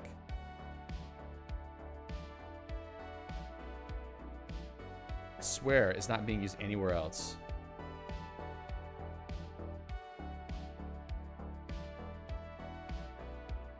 Yeah, it's not being used anywhere else. Just in these locations. Let's just say T. Eh? Screen portal of position takes screen X, Y, and direction. It takes 4 parameters, which we're giving right now. Okay, so it didn't crash. I wonder if that constant is the problem. Let's go screen at MSC, portal direction, left, right, up, down. Let's just say I'm going to give it the constant value directly. I think that must be something related to that as a problem. So direction, where is it? Right here. Let's see.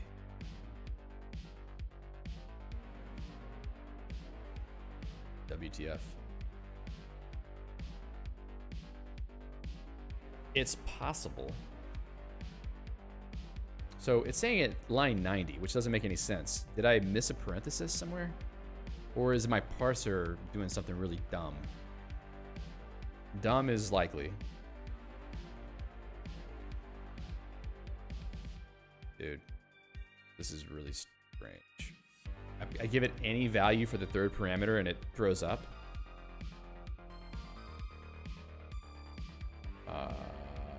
Okay, true.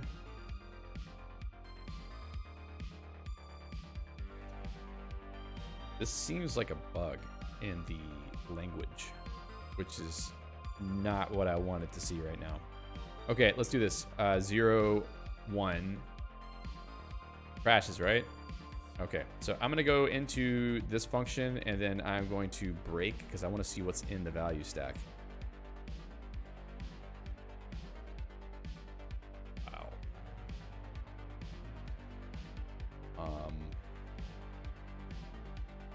Expected 1 arguments but got 3, so we don't even enter the function.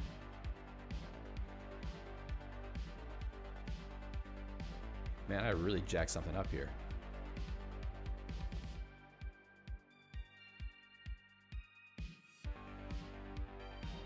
How's this possible?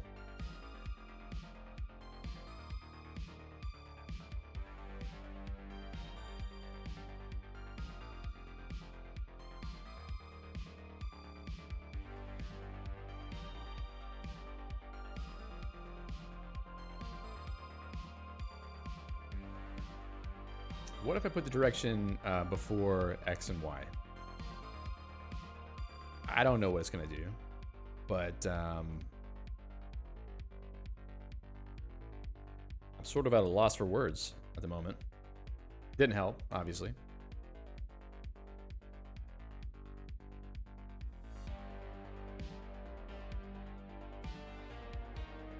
Expected 1 arguments but got 3. Let me just investigate what this could possibly mean. Line 90 in script. It's happening in a call. If I go back into VM, expected D arguments but got something. Okay, that's for VM call, potentially. Looks like it's right here. So the argument index is 0.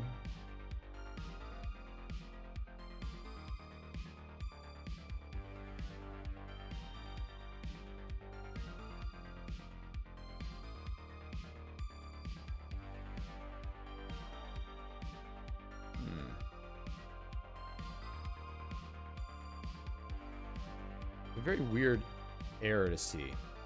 Let's see. In VM line in S. So file name is not actually a legit.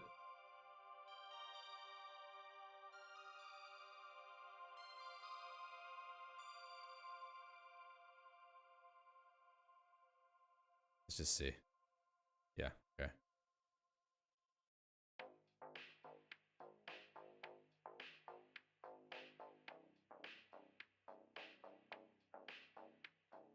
I don't know why the file name isn't being propagated. The whole chunk doesn't have a file name. Can I diagnose that really fast?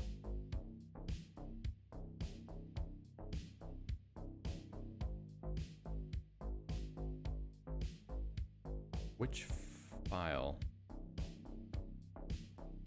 If I go to the main file of the game. So it's either from loading a module. I guess it is from loading a module. So I don't even have to look there. If I go to, let's see,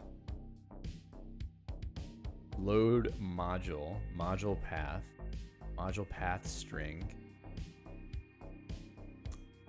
reader from file module path string, that's an actual object string. So if I go into the reader from file object string file name, I'm setting it.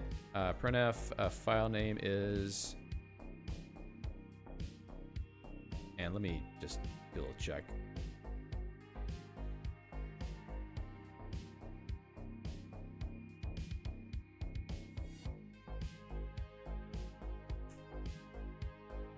Okay, so I'm seeing all of the names of module files. So somehow those aren't getting translated over to the reader to store.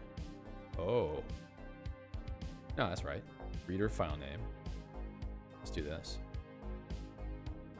I know I'm being very paranoid.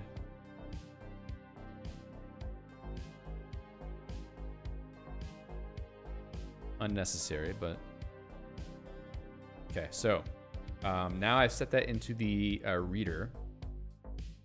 We look back at this mesh compile module.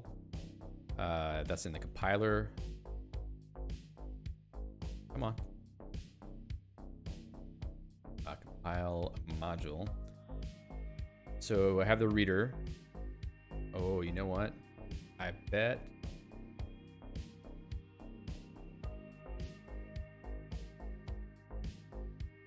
Do I never set the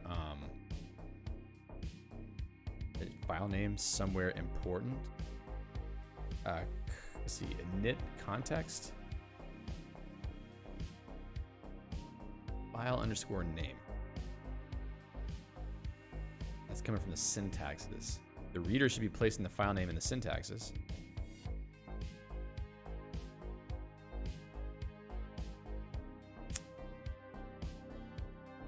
This won't take long. I'm just trying to make sure I can get some, reasonable error messages, because that's part of the work that I was doing last week. So file name, reader file dash name. So it's trying to pull it in. Let's see, print. This is going to be a mess, but it's okay. Syntax file name. Reader file name is not null. Reader file name errors.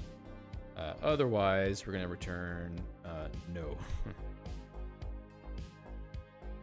And then close it out like that. Let's see what this does. No. Interesting. Why is it not holding on to the file name? How are we initializing our reader with no file name then when we load modules?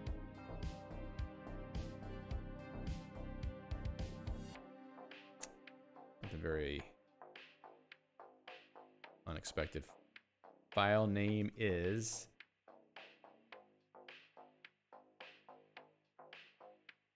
you stuff it into the reader object. Reader from string.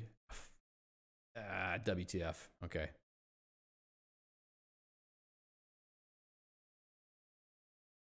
That's the reason. maybe it will get past all the spew, and then it will give us an error message that has a file path in it.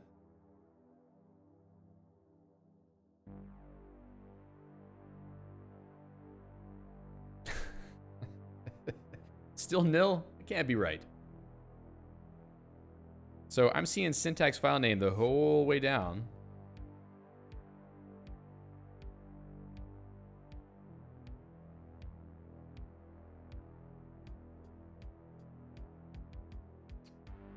All right. Gotta be close.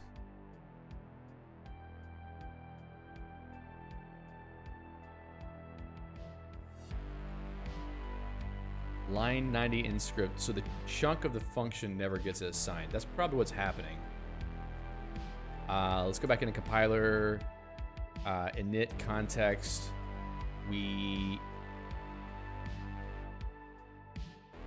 Yeah, I should rip the file name off the reader. That's what I did was pointless. Sorry, just having some realizations here. Okay, so compiler context. When we initialize the compiler context, we don't give it the reader. Well, init context. So, parent is not null. CTX file name equals parent file name. We're just going to add a file name to the compiler context. So here we'll say object string file name. We need to just hold on to this information so that we can pull it back out. And in init, if parent is not null, file name is parent file name. But I think CTX file name should be initialized to null first so that we don't end up with a mess. Huh. Actually,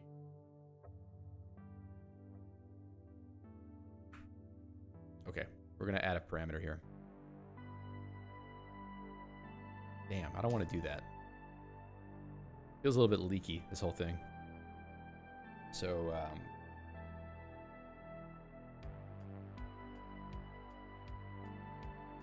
placing the file name into the context.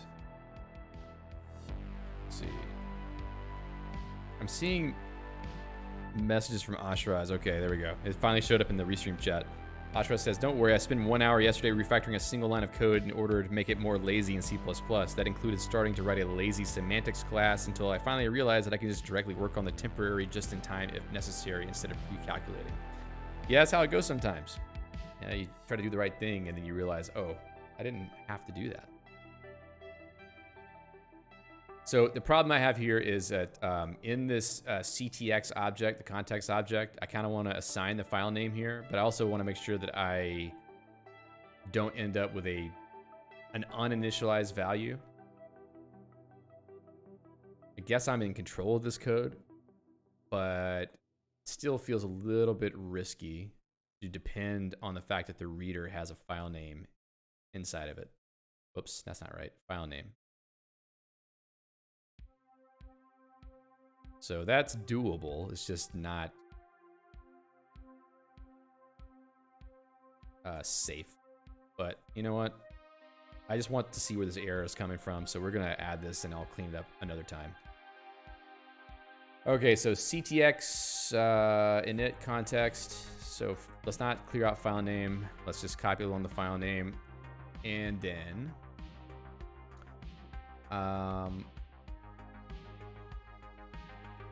object make function type. I think the function is where I need to stuff this thing. So CTX function, is it a dot or is it a chunk? Okay, here we go. Dot file name equals file name.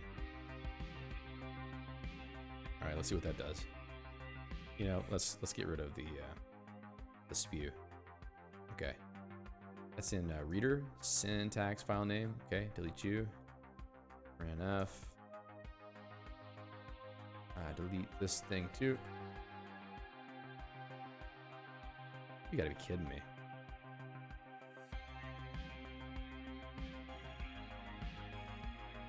So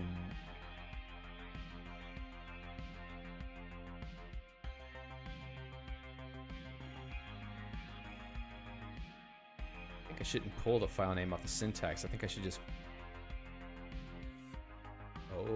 emit byte.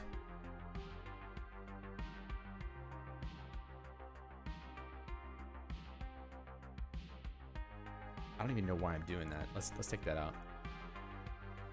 Ooh. That's something different. Does that look legit? I'm not so sure. It could be. But when I'm trying to print it, I think it's not happy. So vm.c line 87. File name cares. Yeah, I think it must be bad.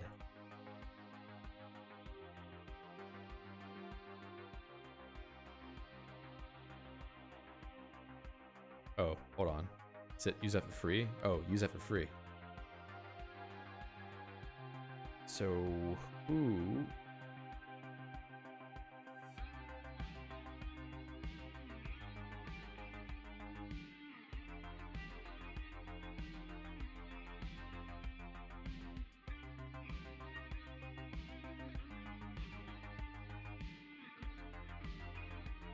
I wonder if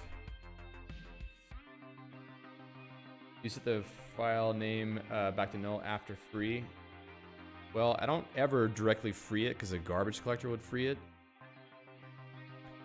I believe that the name is being swept because there are allocations happening during compilation or during the reader process. And that name is not being added to the stack. So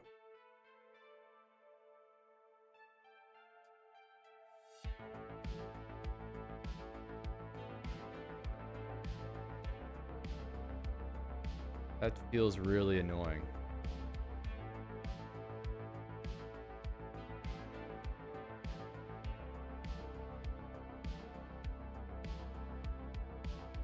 At the same time, though, I think the same string is being used on all the syntax objects. So that means it should be getting marked correctly. If I go to GC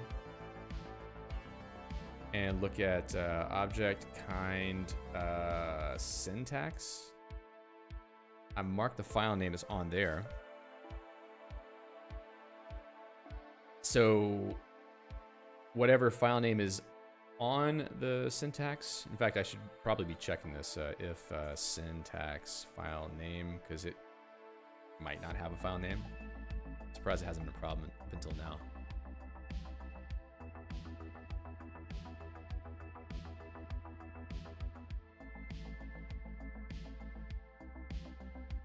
So resolve by name, load module call closure. You know, here's what I can do. I can go into, I thought I did this already, but maybe I didn't. vm.c, load module, module path string. I'm pushing it onto the stack for God's sake. It shouldn't be getting freed. Reader from file, compile module, then pop it off the stack at the end. So the garbage collector should be considering that a root, or it's part of the value stack, which is a root. Can you somehow attach the source code of the S expression of the closure to object closure that would yield the offending closures code? That would be nice. Yeah, it's not a bad idea. I should do that at some point.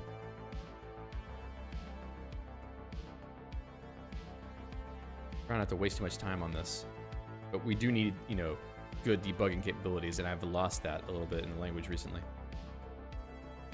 So we made a string for the module path, we pass it into the reader from file, and then in reader from file, we set the file name on the reader object that we call mesh reader from string. That doesn't clear it anymore.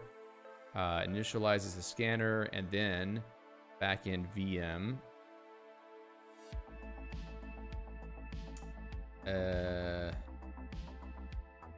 we call compile module, which is in compiler.c.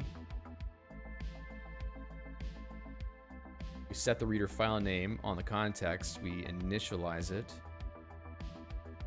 Compile all.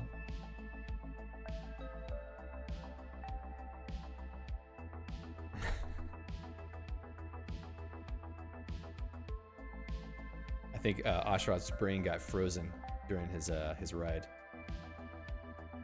No, that's a good idea though. Let me try writing it out. I want to see if the string actually is still. Well, you know what? At that point, let me check. I think in GC, object kind function. Okay, so I'm not marking the string that's part of the chunk. I need to do that. So GC if function chunk dot file name. I think this is going to take care of it. So mark the file name string. Did I just mute myself? Oh, I muted a different machine. Having two machines for streaming is such a good idea. Okay, so then we cast the object function chunk dot file name. I think this should possibly work. Whoops, I think I got a little compile error there. I saw flyby 180. Too many parens. Hey, finally, line 90 in player.msc. Okay, let's go back to VM, take out this error here string that I was printing. Run it one more time. Boom. All right, so player.msc line 90. All right, so something here is unhappy. Oh, you know what? Expected one arguments but got three. Okay, which one? Screen, tile, wall. It could be anything inside here, I think.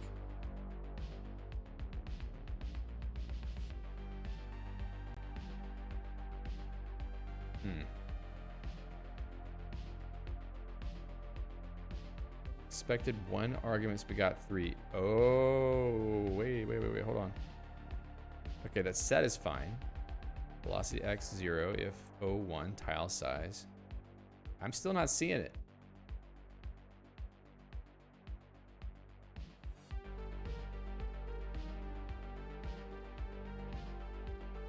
And what is this function update player? It's got to be in this function though. It has to be as a result of me changing this code. It concerns me a little bit. You know, how about we do this?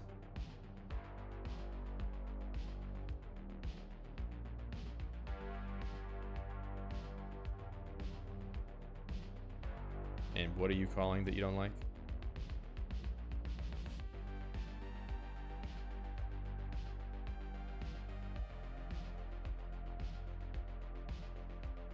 Okay, there we go.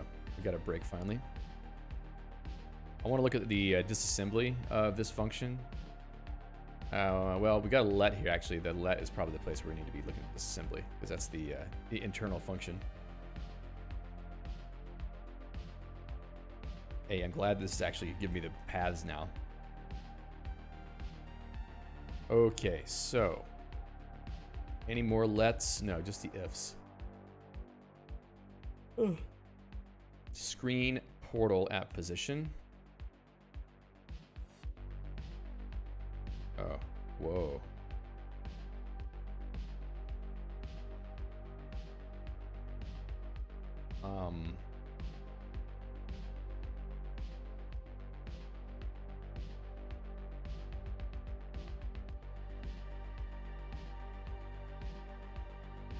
That doesn't make any sense.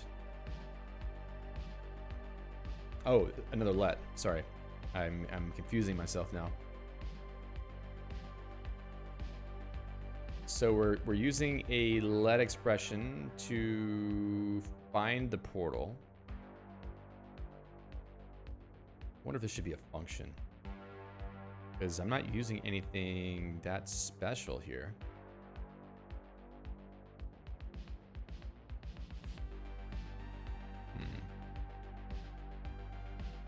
Let's try moving that to another function just to see what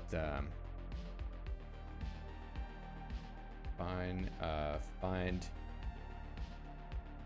nearest portal, or find activated portal. We're going to need map X, map Y, direction maybe.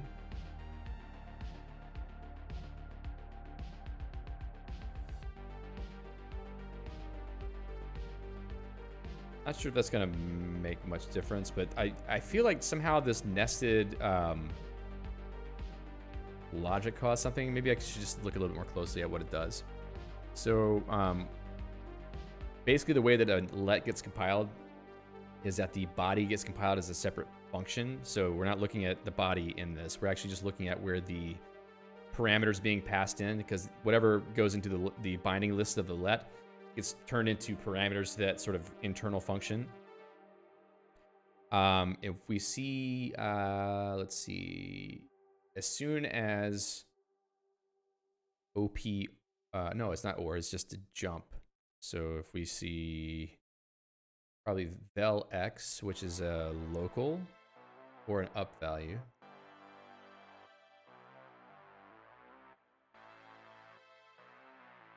See, read global screen portal at position, read up value 0, read local 1. Up value is probably screen, read local 1, that's probably map X, constant 1, okay. Subtract, read local 2, which is map Y, constant 0, it's all happening up here. Then we're calling that. And then jump if false, which is basically for this branch of the and expression.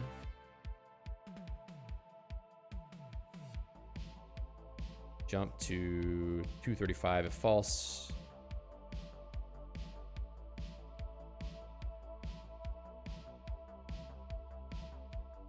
Hard to tell without tracing through each of the instructions that gets executed what's actually happening here, because it just sort of crashes immediately.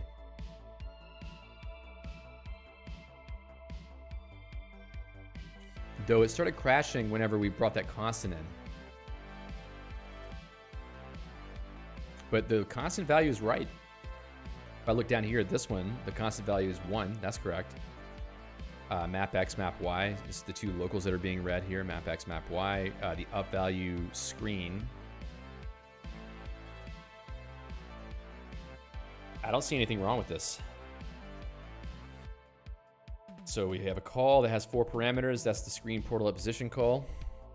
And then the call with 1 parameter, which is actually the portal that gets passed into the function for the body.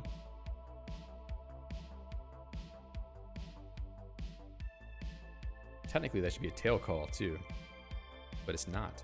That's weird.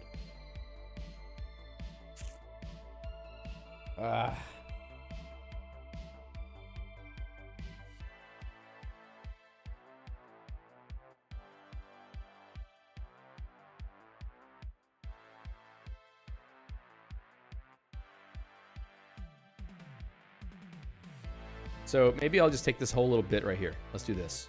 I'll take that whole or, put that into this function.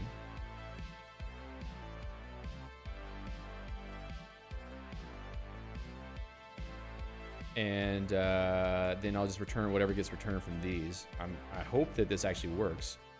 Map X, map Y. Don't need direction. Well, we need vel X.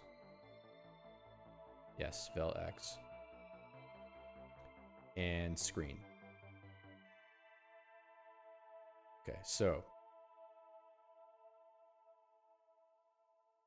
let portal find activated portal screen map X, map Y, del X. If it finds one, then it just calls the game event handler. All right, so, oh, break. Okay, break. Where'd I put that? Right there. So it looks like that was it. Something weird with the language. Oh, another break. Where's the other break?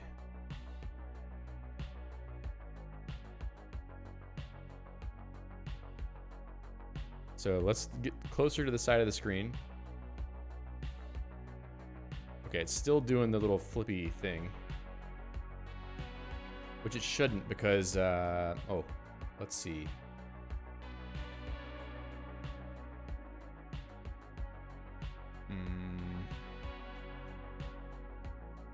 Player. And we don't want to do anything with portals unless the player is moving, right? Here I should be able to pull the constant value. So portal direction left. Portal direction right. Let me check also in screen. Portal direction right. Right portal is right. This is wrong.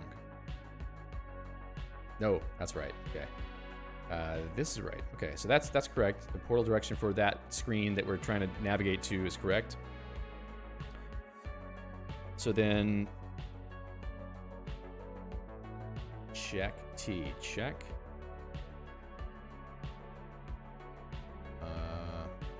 Yeah, I can delete that.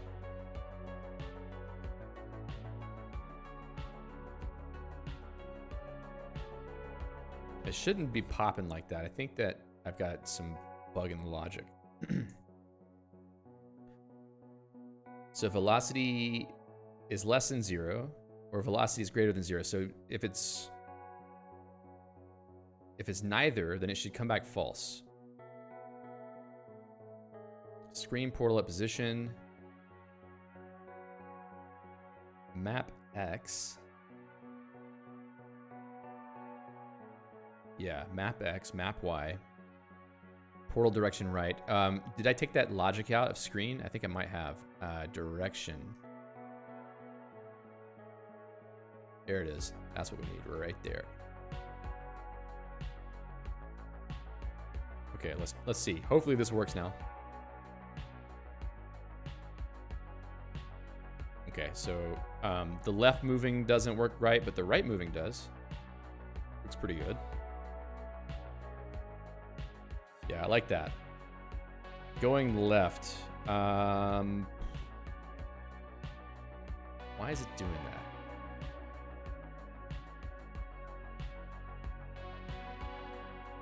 So screen portal at position.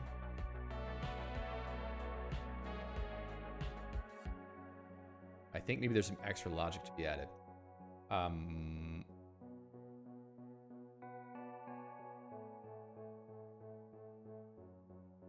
Where's the player?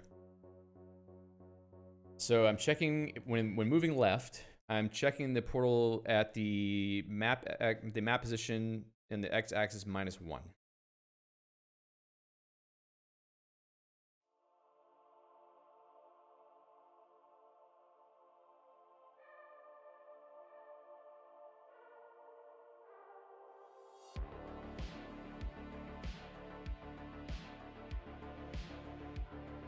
Actually, I don't think I want that. Maybe it's just another mistake.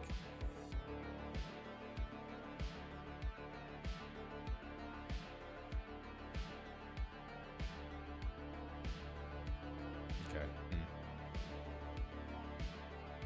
Screen portal at position. Let's go back to screen portal at position. So X, Y.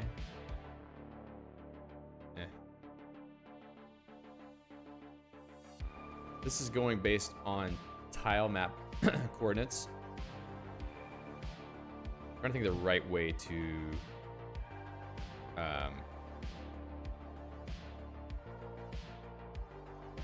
moving right looks good.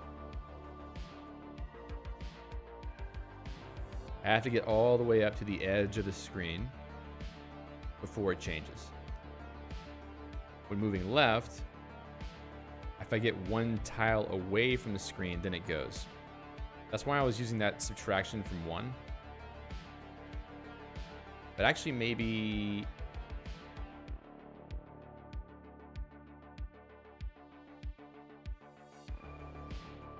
Where's the portal at, actually?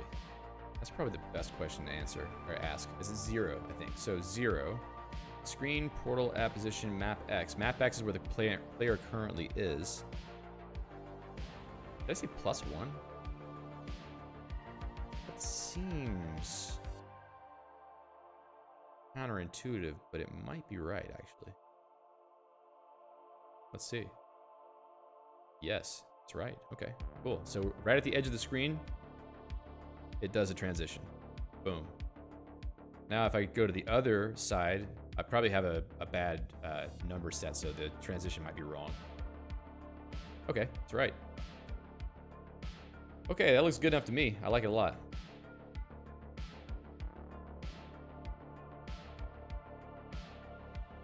And the momentum of the player movement still sort of keeps as you go through. So that's really good, in my opinion. So we have some basic world traversal now. All right. We might be able to redeem ourselves by the end of the game comp. So navigating down, I think would be nice. Can't really do that until I can actually make a pathway to go down, though. But that would be pretty cool to do. So I'm going to take a 2-minute break, and I'll come back, and we will try to make a little pathway to go down in this map, and see if we can drop down to a platform below and continue to traverse around. And then once we do that... Hey, Alex. Thanks a lot. Making some progress, finally.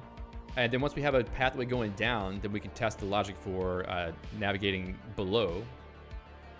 It would be nice to test going up, but I guess if we set this up correctly, we can do that.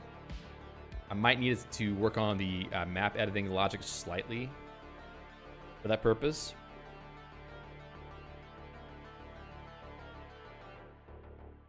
I have a good idea in mind, though. So I'll be back in 2 minutes, and then we will continue on what we've been doing here. So I'll be right back.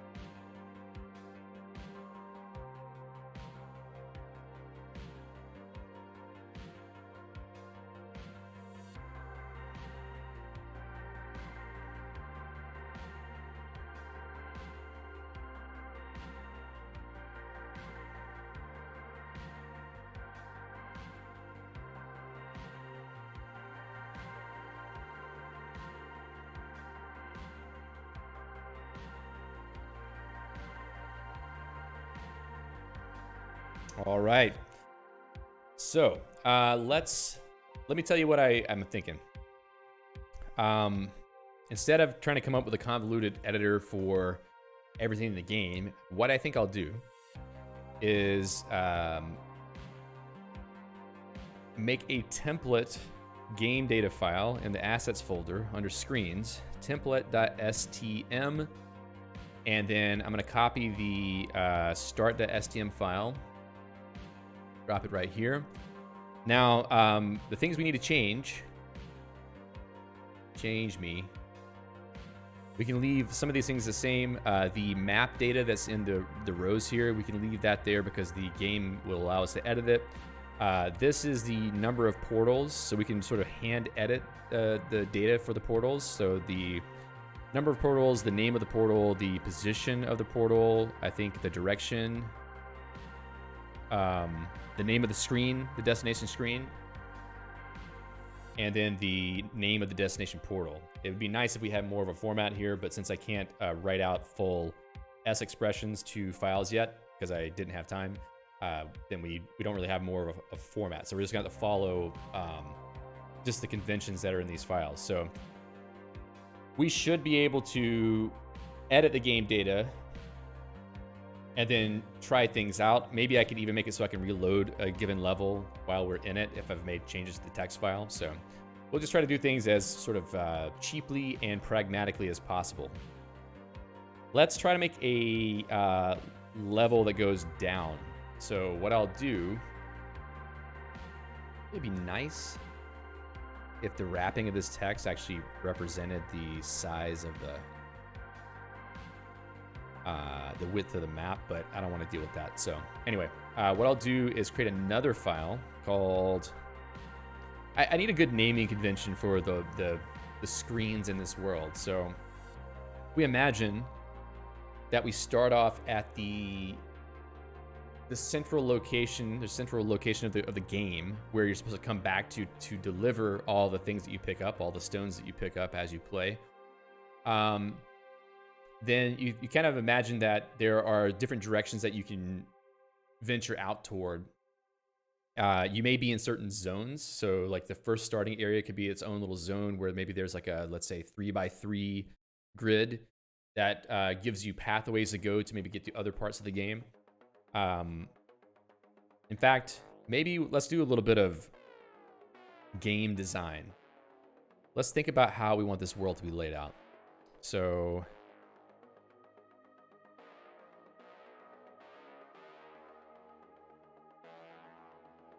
we'll say world design.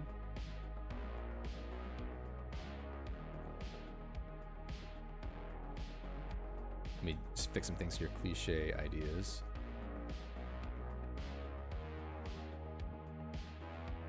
Okay. So now, world design. Let's imagine that there are 4 stones to pick up, or let's say 4 or 5. I don't know. We can't have too many areas because we don't have time for all that. So let's just say 4 for now. Each stone should exist in its own ideally unique area. So that means 4 zones. There would also be the starting zone that is the nexus to all the other zones. So starting zone, maybe let's see, 3x2. You start in the center of the 3 wide, and where you navigate, or let's see, the adjacent screens lead you to the stone zones. Okay, and let's see, what else do we want to say about that?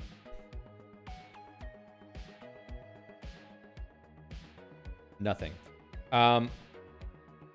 So the other zones, let's think about like what kind of zones might be interesting for an exploratory game like this. Obviously, you have to have a dark zone of some sort. You could also have like a peaceful zone, kind of like green vegetation,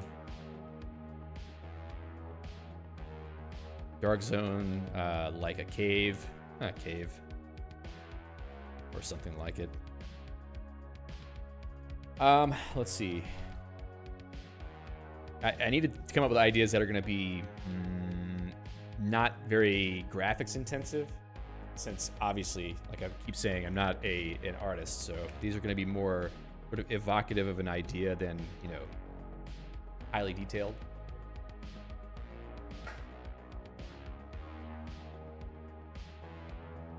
So let's just say cave zone, maybe.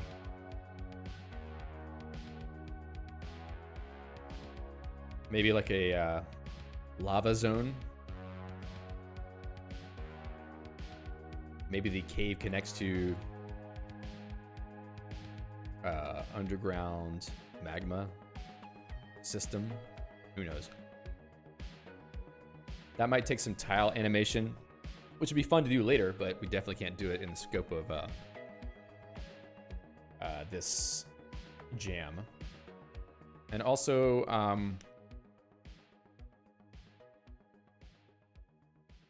maybe the royal zone. The area where the rulers of the land live. I don't know. We're just coming up with ideas here. For all these, they may have their own different sizes. If we're thinking just in terms of number of screens, I mean, the peaceful zone may be the first place that you try to go to because it seems less intimidating. I don't know if I really like the idea of this royal zone. We'll get to it last.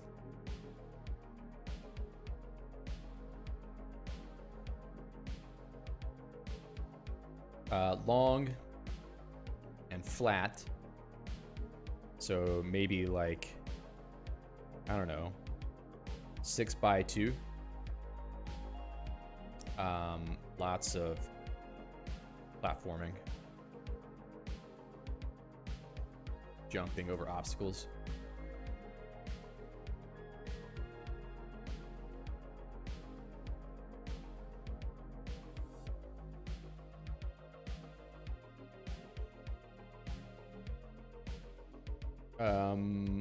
Larger zone, well, maybe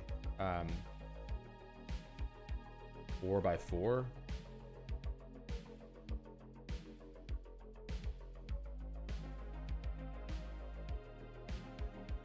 That might be a lot of content to make, but maybe we can just sort of jam it out real fast. More like a maze than other areas. Open expanses, easy to traverse, light platforming.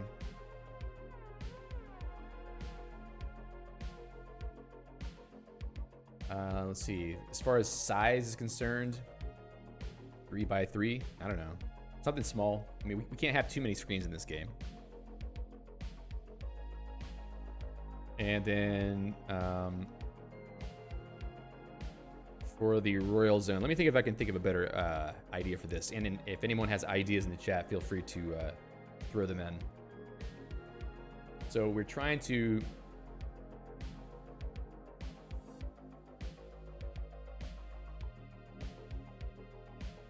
I want something that doesn't require like other characters necessarily. I don't really want people around or something that has to be drawn and animated. So royal zone is not necessarily a good idea for that. I mean, typical game tropes would be like a desert zone.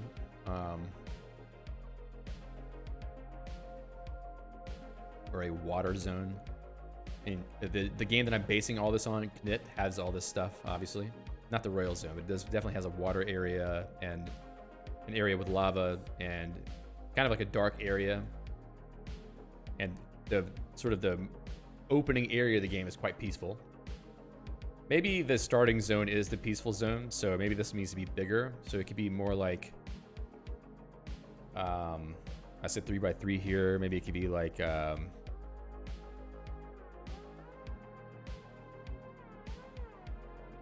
5x3.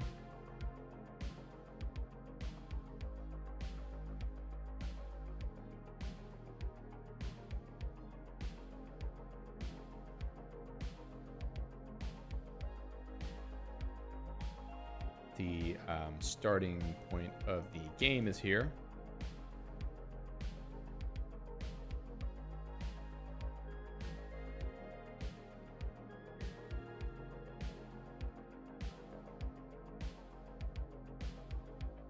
Tech zone. I mean, it might be cool. Like if you had, you know, buttons and doors that have to be pressed to proceed. I don't know. 6x2, 4x4, 5x3. This one could be more tall than anything, so this could be like 3x5. I don't know.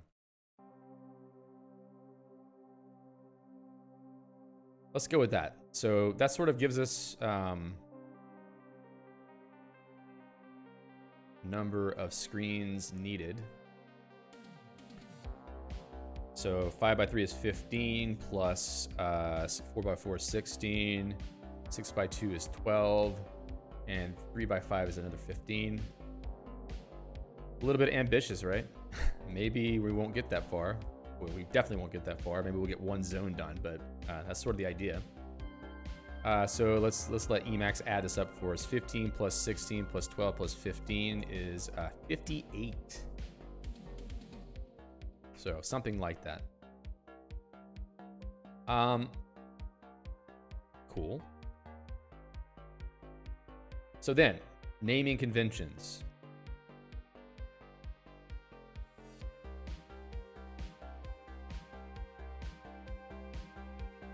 Since we know that each area will have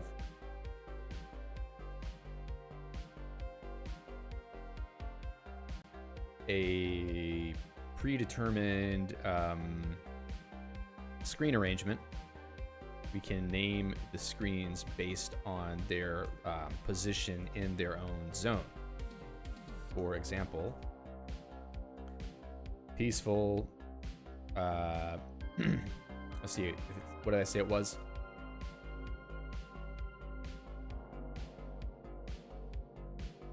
We'll call it peace.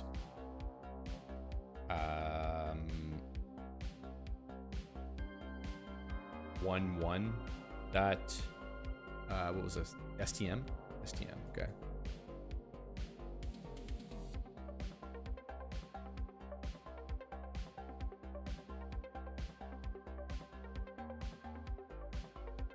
That kind of thing. So that way we have a naming convention, so we kind of understand by looking at the file names where in the world or where in the zone that particular screen is getting placed.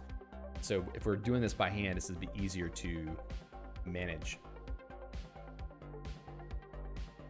So let's start doing that. If we want to start the player in the peaceful zone and it's 5x3, then if we're doing one base numbering, that it will be 3 by. I mean, we could do some stuff where you jump up in the air too. I mean, when you have to platform higher, but.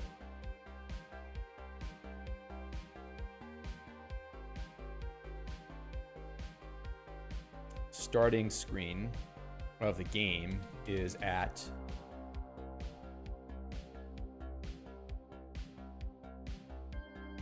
I can say 3-1. I kind of feel like maybe putting it off to the side a little bit. Maybe 4-1. All right.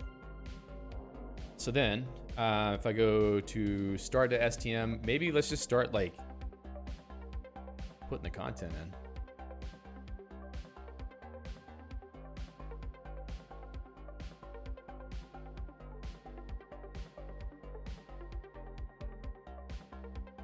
I kind of want there to be a ground in the defaults. All right, so let's let Emacs help us out a little bit here.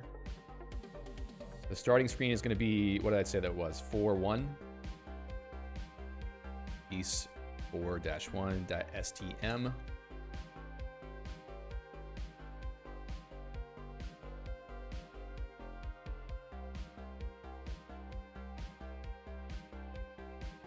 kind of sucks to have to store the name inside the level.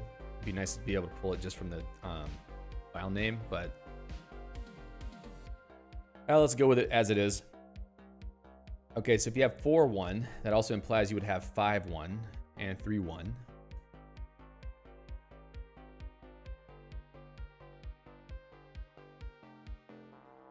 Let's do this.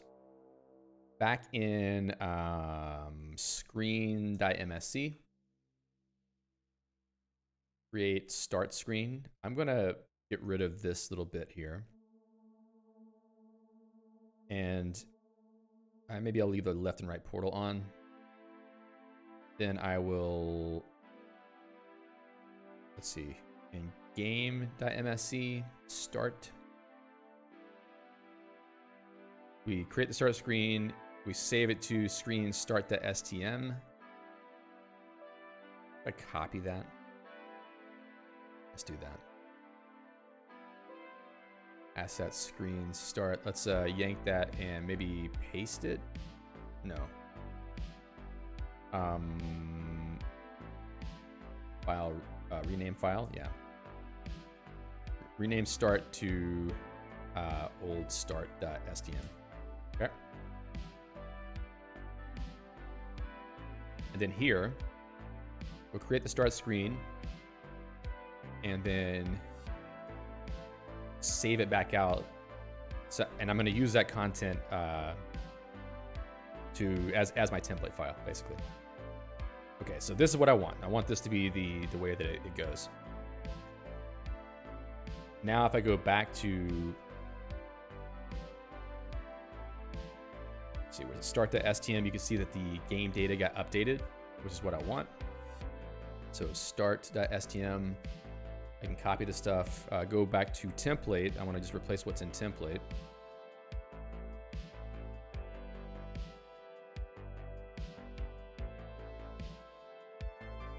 Okay. So now in portal, or sorry, piece 4.1, I can just paste all that in, replace it, say piece 4.1, and I think it's good. Now in game.msc, instead of doing the save screen thing, I'm gonna set the start screen like this, piece 4.1. Let's see if it loads up correctly. Okay, so this should be piece 4.1. In fact, let's write it out up here in the corner. I have state running. Let's also render out the screen name. Let's make this not capitalization. Let's see. Current screen. Let's see, screen name. No, current screen. All right. And we'll put that at location 70. I don't know. Yeah, 70. Let's see. All right, piece 4.1. Cool. So now at least we have a sense of where we're going. And then I can go to my template. Let's just block out the whole zone, right? So piece 4.1. I can create piece 3.1.stm. Paste that in. And maybe I want to update these as well. So right portal.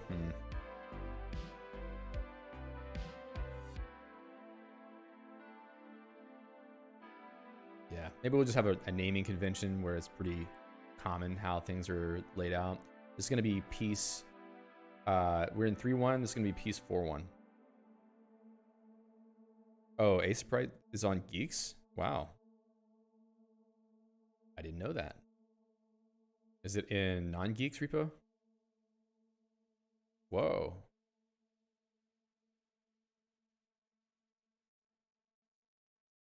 That might be useful. I was gonna just pull it from Steam. Let's see, Sprite, GitHub.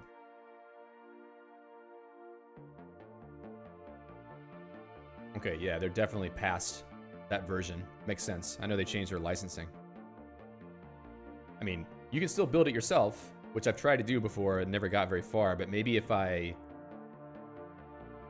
do like a package override on this, I can change which version it uses. Let's see if they've got the same naming conventions for the files.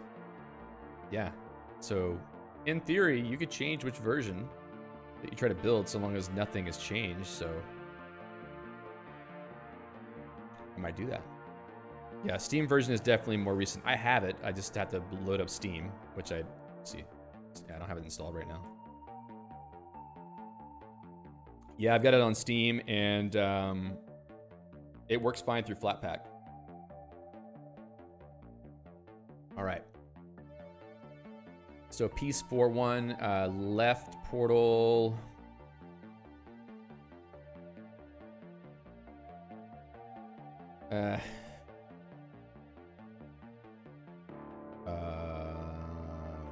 Right. This looks really stupid. Wait a second. Yeah, okay. This is not left. This is piece.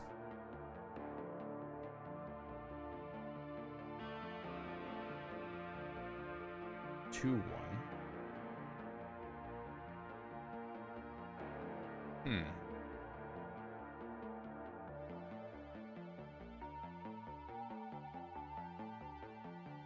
All right, so that's the name of the portal. Position, direction, destination, next portal, its name. Okay. Looks a little bit nonsensical, but we're just gonna go with it. So if I go back to piece 4.1, then I'll change these so that this is right.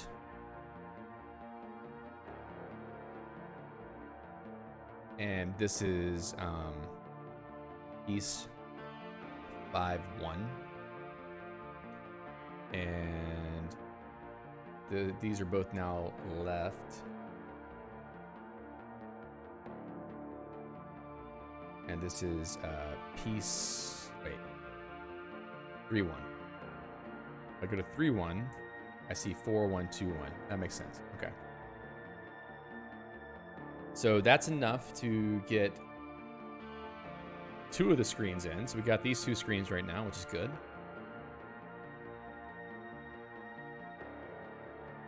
And I put all this into the, let me change the template too. Right.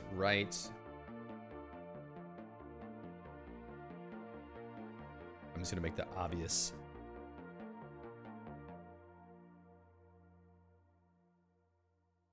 Yeah, let's do that here too. Just to make it look out of the ordinary. Left.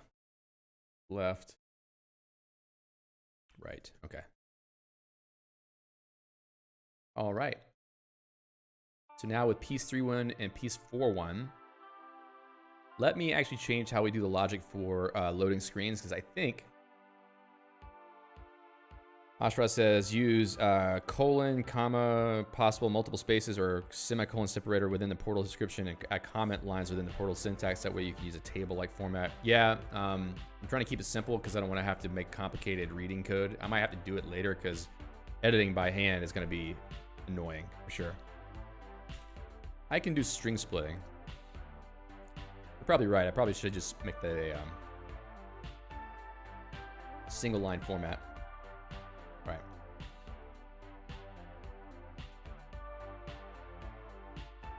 So I had this idea of screens, but I think I don't want to actually preload these. I want to load them whenever they are needed. So we'll set the start screen to that file, which is great. We don't need a screens index. We don't need that. In fact, we can just set this straight to current screen and get rid of this whole thing.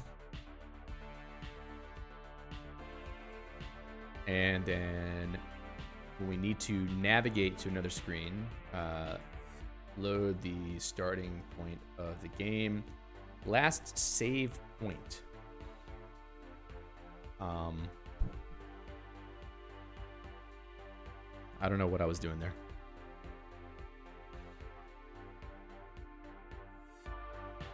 Screen by name. Current screen. Ah, that's for doing saves. Yeah, I don't really need that right now. Save point. Last save point. Start position. Could or save point. I'll leave that, but I won't do that part. But I can put this above here, actually. And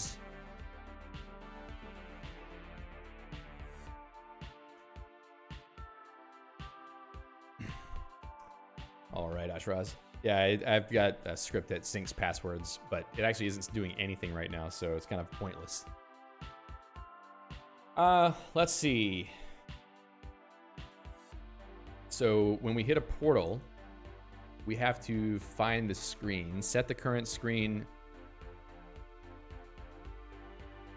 Let's say load the next screen. I think that's better. So load screen.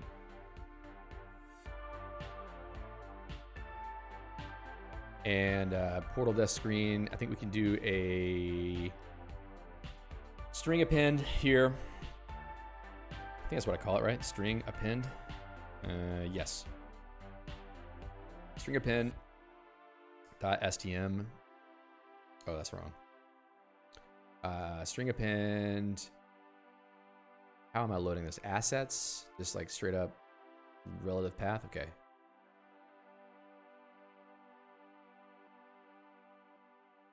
Assets, screens. Wait. Ah, I've got this already. Nice.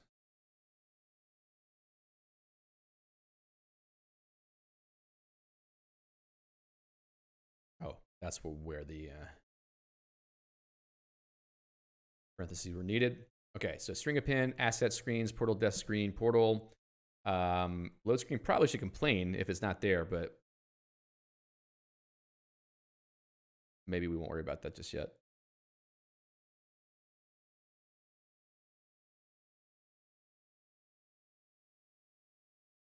All right, so I don't need all these position things probably now. Let's get that out of there. Let's try it. Let's see if we can navigate from one screen to another. It should go to piece 3-1 if I go to the left. Hey, it did it. Boom. That's fantastic. Now, interestingly, I realize that I have a problem with how I've implemented portals. Because you can jump over them. And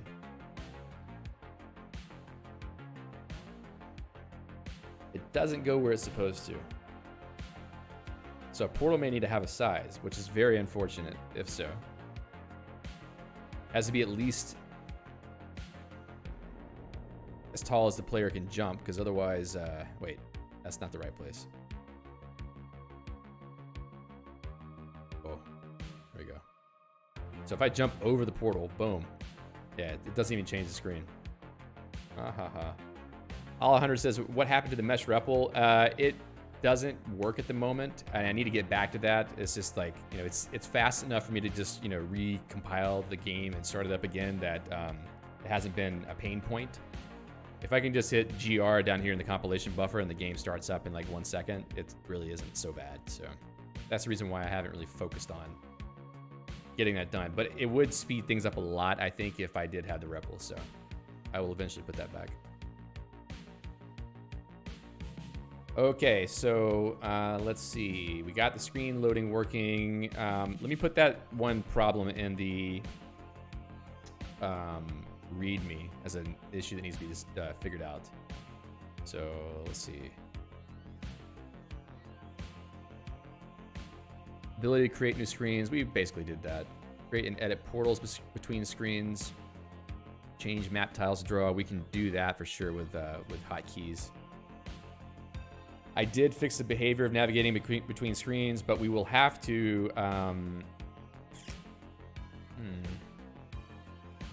Find a way to make portals bigger than just one tile so you can't jump over them.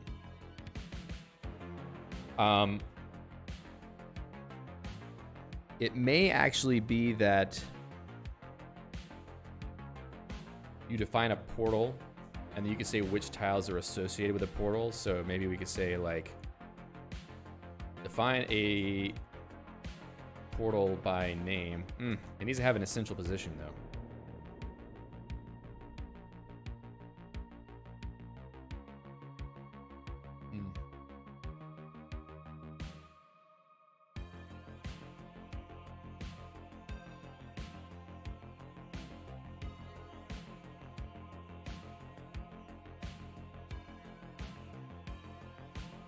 Okay. Find a portal by name and associate tile locations with it. So it can have an arbitrary position and size. However, we need to figure out how transition points map between screens. I mean, the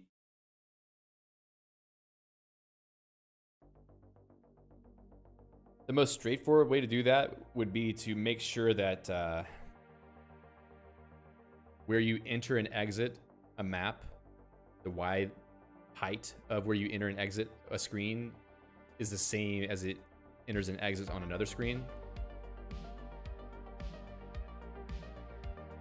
It's not terrible.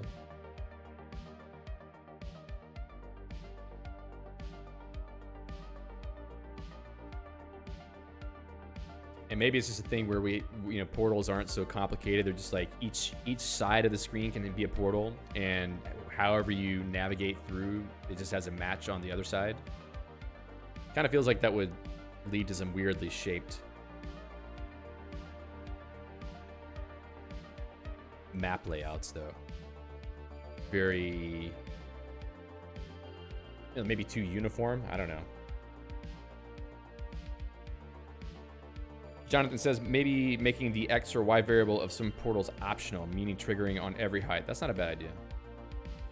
Maybe make X or Y axis optional so that it triggers on the whole other axis. All right. That's a problem for another time. We have a more fundamental issue of just being able to create map zones of screens and navigate between them, and then maybe start editing them a little bit. I mean, we've got about 50 minutes left. Like, what would I like to do in 15 minutes? If I can block out the first area of the game, just have all of the screens created for that, and then be able to navigate between them, then tomorrow we could start actually trying to build out that first area. Let's see, this one's 5x3, so I'll have to do some duplication.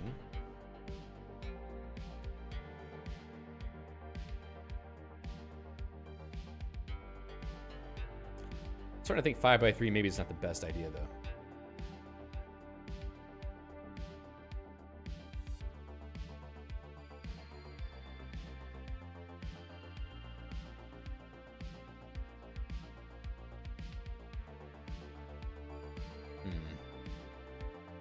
Just a small detour. I would like to do something that might be useful. Let's see, how big should I make this? This big, maybe? Okay.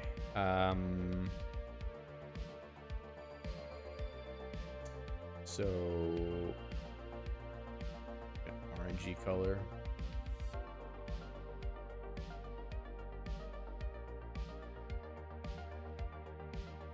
It's like a 100 by 100. Okay, 50 by 50.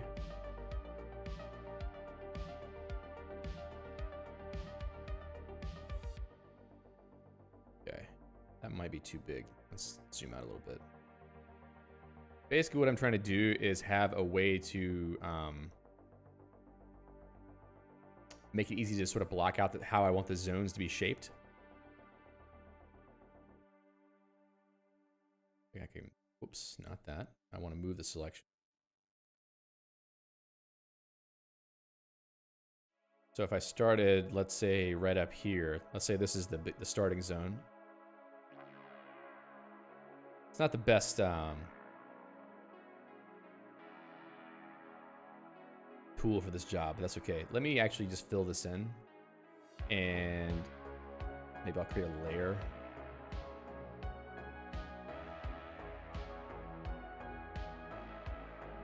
Undo it. Whoops. Well, whatever. Redo creating the layer.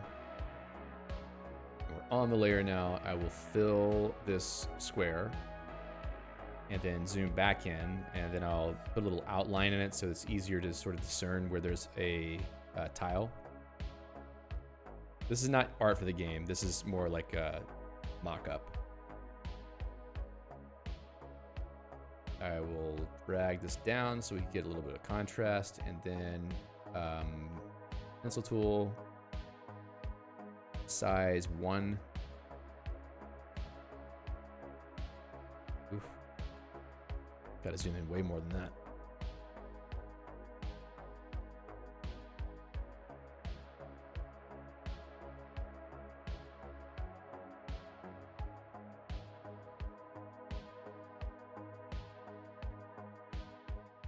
Yikes. Where's the line tool? Is there a line tool? I want a basic line tool. I don't want like some fancy thing. I'm not the world's GIMP expert. Probably is this thing, right? Oh, that's for paths.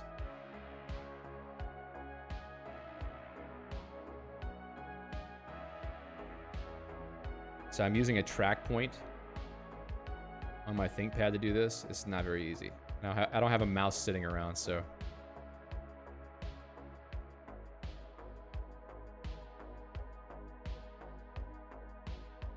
Oh, now it's drifting. Fantastic.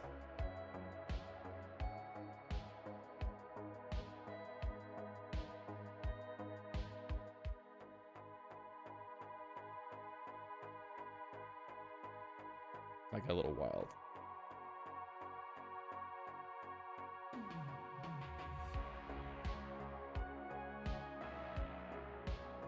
Right now I'm just gonna clean it up a little bit.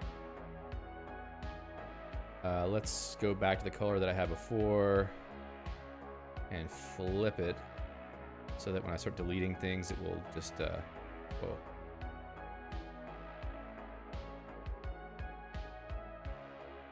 Oh. Not what I expected. Clear selection, please. None. Okay.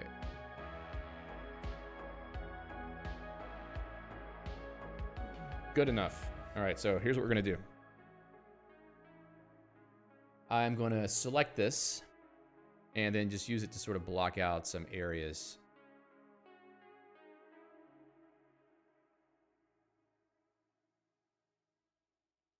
Okay. So, like I was saying before, I want this first area to be... Is that enough? That's good. That's good. 5 by what? Or was it 5 by 2, essentially?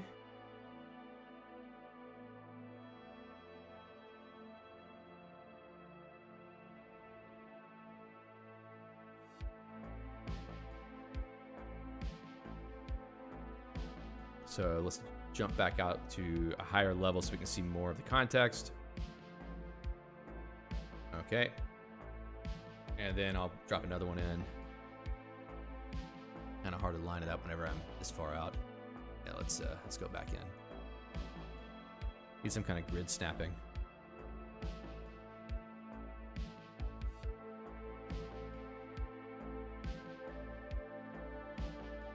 Okay.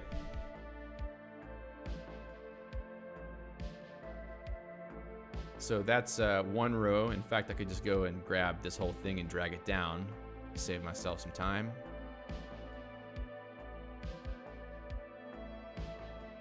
Here we go.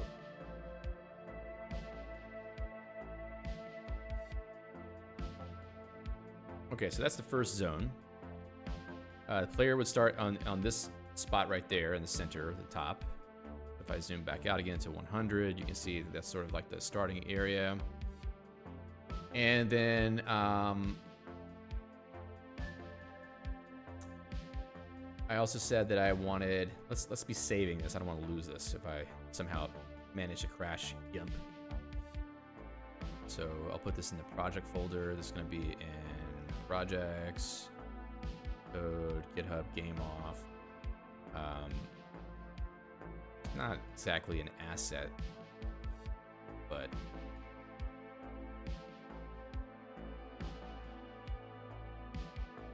world layout.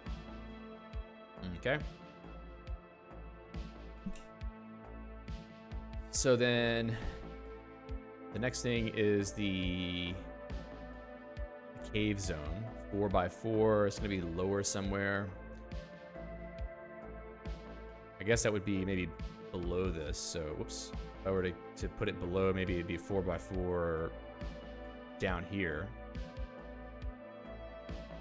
Doesn't feel like a good layout for a world, but, you know, we don't have a whole lot of time, so might as well just, you know, do what we can. Popping back up. I can copy one of these blocks and change the color of it so it's obvious which zone we're looking at. Let's drag this corner a little bit. Yeah. I think that's right. Okay. So if I drop it,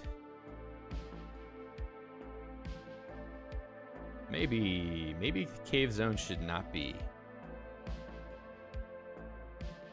4. Maybe it should be 3 by something else. So it could be sort of like a tower here, where you go down lower and lower until you get into the lava zone.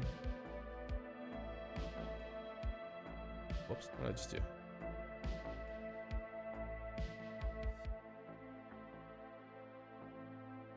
Maybe this would be a little bit more offset, potentially. I did say that I want the world to be sort of connected. Okay. Maybe I like that. For this, I'm going to tweak the colors. Let's see, how can I do that?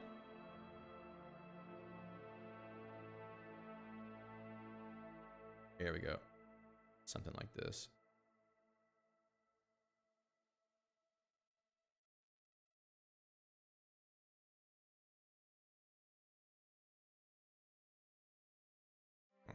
Cool.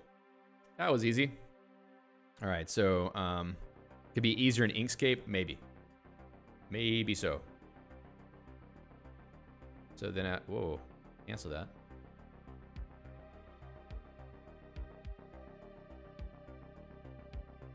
I want to move the actual selection. Whoa, hold up. What is happening? Oh, wrong tool. There you are.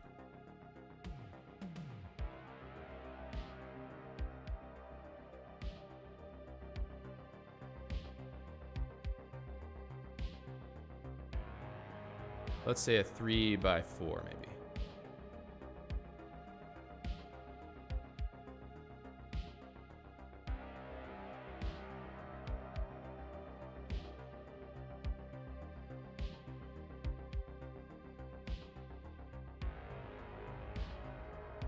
Seems like a lot of screens. I mean, what are you going to do in that amount of space, actually? Let's go with 3x3. I don't want to go overkill. And then the lava zone could be down here, so like a 2x4 we could do instead. Where did the anchor go? And this one I'll tweak the chroma also. Give it more of a reddish tint.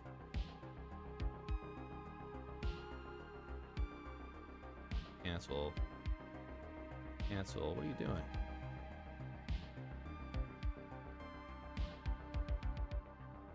Okay.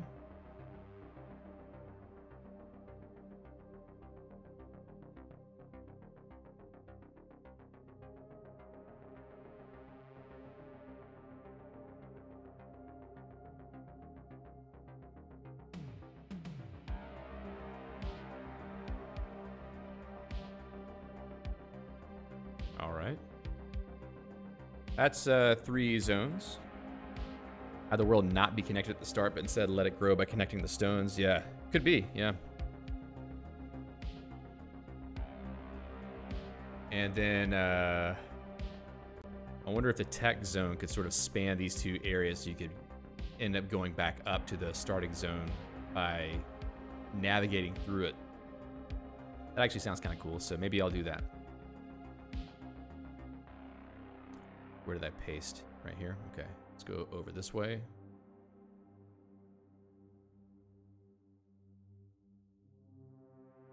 And then change the color on this one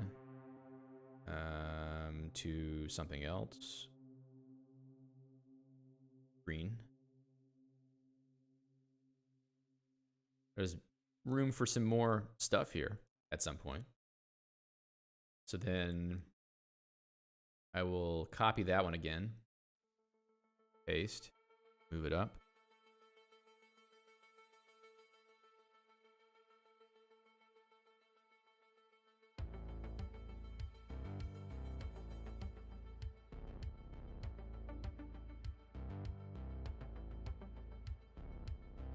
I got it a little misaligned here.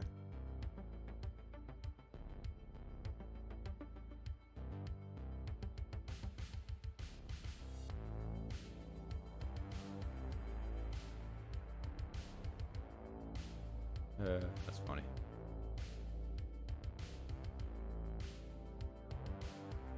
The precision is a little off with the pixels.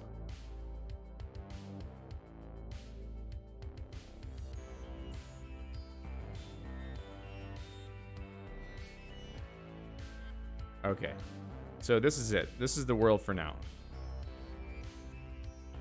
Very basic, very boring, but that's, you know, a game jam game. Don't have much time to make it better than that, so that's gonna have to do.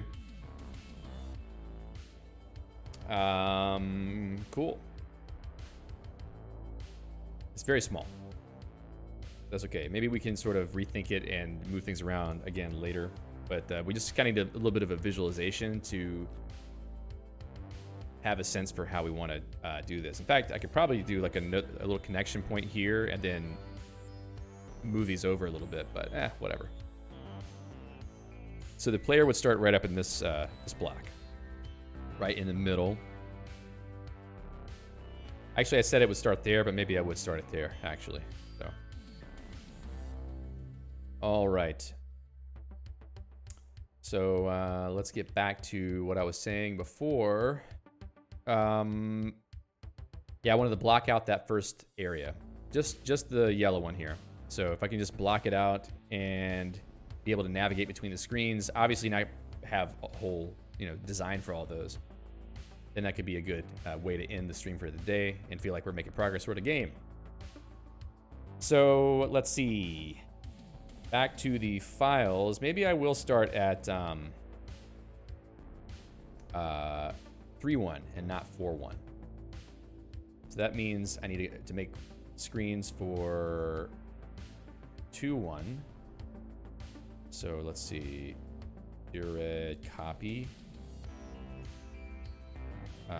Piece 2.1.stm.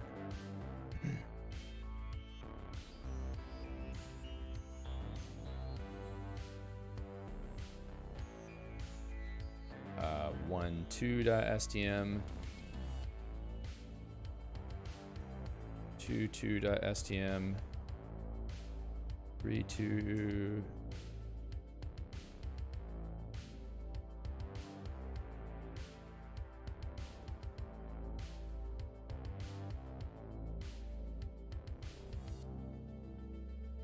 All right, so that's 4, 3, 2, 1.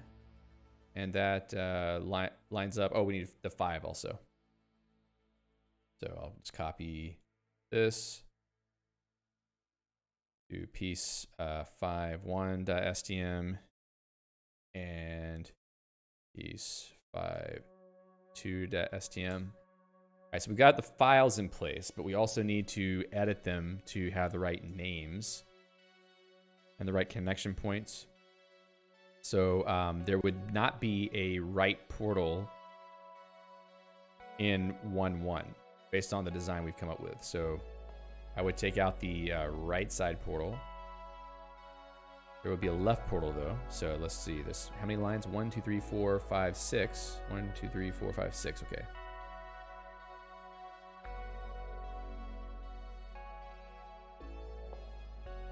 So then same thing for 1, 2. There would only be a, well, for now, there's only going to be a left portal.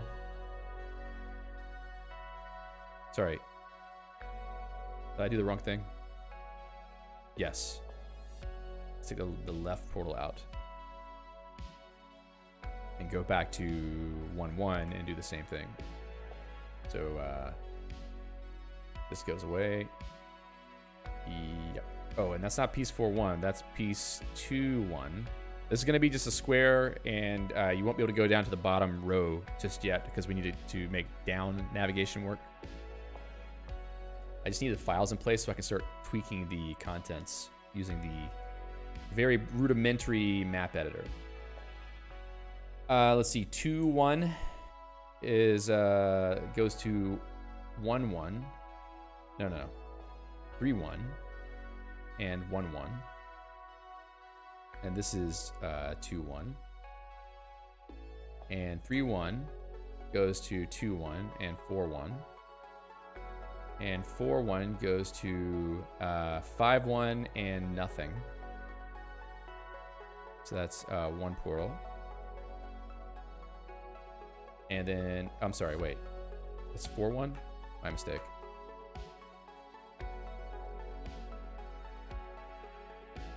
And then 5.1 goes to nothing on the right side. And this goes to 4.1. So that top row should be set up correctly in theory. And we should just be able to walk back and forth between them. So if I were to load the game up, let's just see what we can do. So I go to left, I should get the 2.1. Oh, wrong one. Did not find portal, right portal. So let's look at 3.1. It's not right portal, it's just right. I think that was a mistake. Is that in the template file? No, I think it's a copy paste crap. Let's try it again. Move to the left. We get the 2.1, keep moving to the left. Then we get to nothing. 2.1 also has the typo. What about 1.1? Does it have typo? No. 5.1? Yes, has typo. Okay, let's try it again. Let's go to the right this time. It would be to 4.1 and then to 5.1. Okay, there's 5.1, there's 4.1.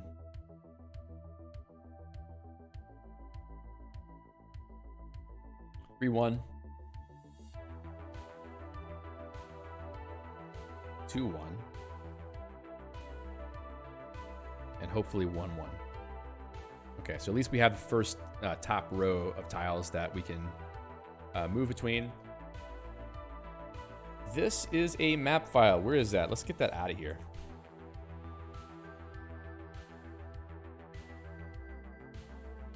Okay, delete that, delete that. So I'm tired of reading that. Oh.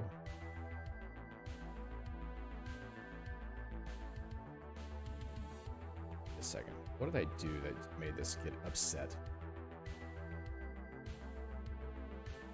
I love it when I start deleting completely innocuous code and all of a sudden things start breaking. It's because I'm a dumbass. That's what happened. False. All right, and then this thing can go away, this can go away, and that's, I think, fine now. Okay, and now I'm gonna invert this logic because this logic makes no sense.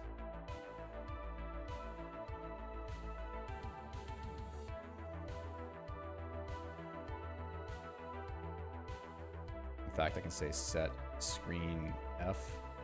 Probably not the best way to handle that, but okay, cool. So editing the files. Now that I have the files in place, I should be able to just go in and start adding things to them. So if I go into this right here and I hit tab to go into edit mode, I can add a little bit of a platform.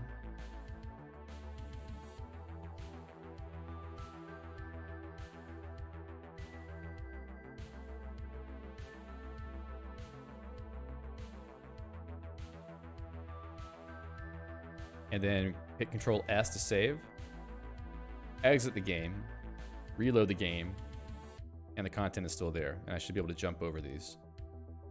So at least we have that. And we navigate to the left and then back to the right, and that's still saved. So we can go to the right now and we can do another thing. Let's make a more tall platform. I need to sort of visualize to myself what exactly this world is supposed to look like.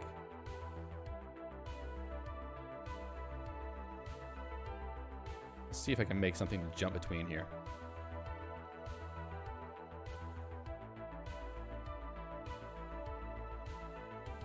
Now I'll try to jump it.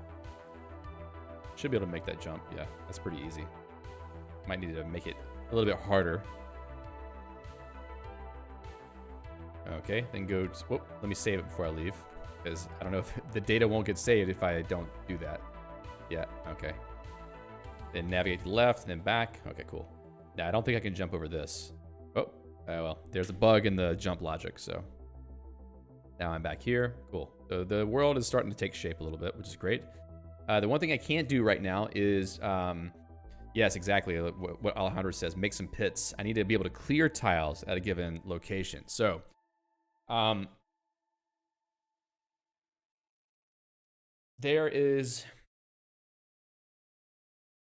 there's an idea I have to make this very simple. Let's go back to the README.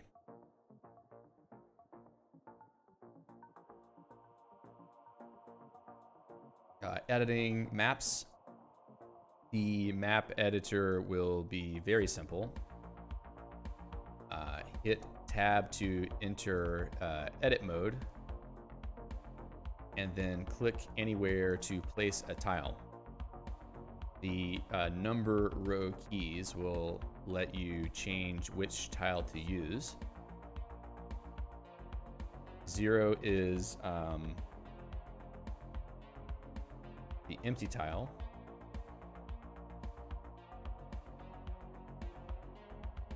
1 is the block tile. 2, I mean, some of these are going to be like, you know, corners.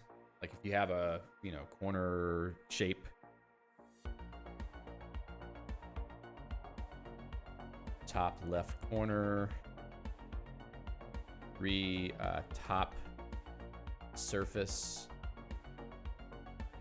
4, top right corner. 5 is left wall. 6 is right wall. And the tiles for every screen are going to be very simple. I mean, we may have more than just this number of tiles. It may be like, you know, higher numbers you can go through, but this will be like sort of the shortcut keys for the most commonly used ones. Left wall, right wall, 7, 8, 9. So 7, 8, 9 would be like the 2, 3, 4. 7, 8, 9, bottom left corner, bottom surface, bottom. So if you wanted to have like, you know, ceilings or something. So that's what we could sort of focus on right now. Right now, I'm just going to implement 0 and 1. So then let's see. And platforms. Yeah, platforms are interesting. We may need some more numbers, but we'll get to that. So then in game.msc, in edit mode, whenever the user presses a key, I need to be checking for these editor keys. Translate input event, handle input event. If state is editing. Now this one needs to be current.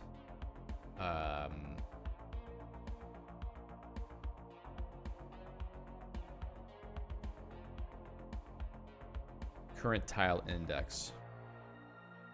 And current tile index we'll set up here to define current tile index to 1. To just be drawing the block tile to begin with. Current tile index. Are we toggling edit mode? This is for modifiers. I think I need a whole section, like a function basically, for all the input handling for the edit mode, but we'll do that another time. Got about 20 minutes. I think we can do some stuff here, so let's get that done.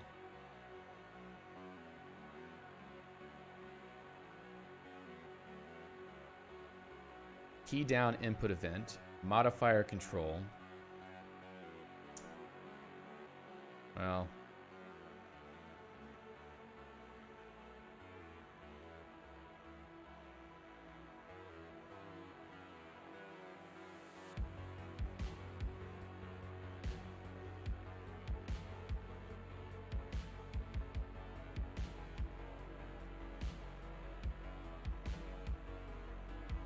so I'll do this. If key is down, yeah, we'll do the input event modifier control, and this as well, and then put that inside the if.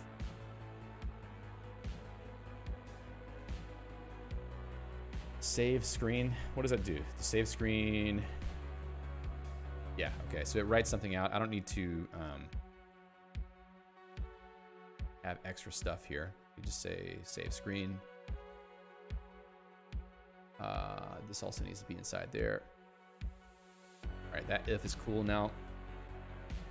You can also drop this down for another block. All right. The next thing would be, if it's not a modifier control, then it's probably one of the number keys.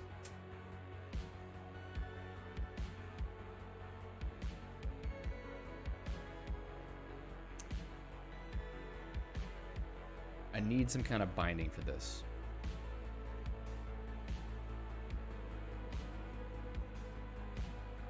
Let's see. Check.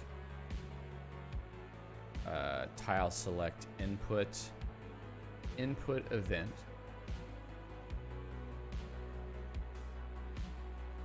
That seems good. Define check. Tile select input event. Okay. So in this one, I'm just gonna map some things into a list. So I will say let loop keys. Well, yeah, keys.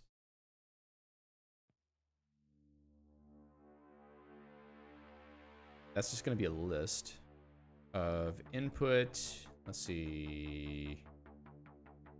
Depths, substratic, engine, module, substratic, input. Okay, that's these. Key code 0 through 9. In fact, you could just do some basic math on this. So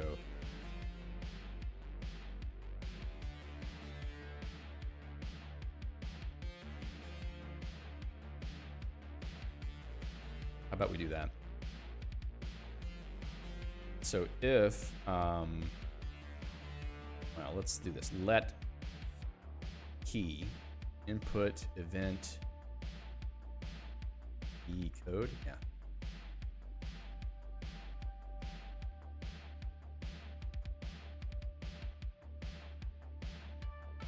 Okay, so we got the key code. And inside here, we can say if greater than or equal to key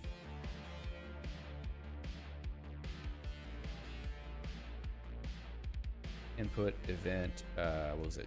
Key code 0.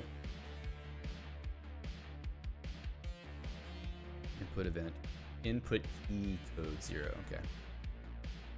All right, so if it's greater than or equal to key code 0 and it's less than key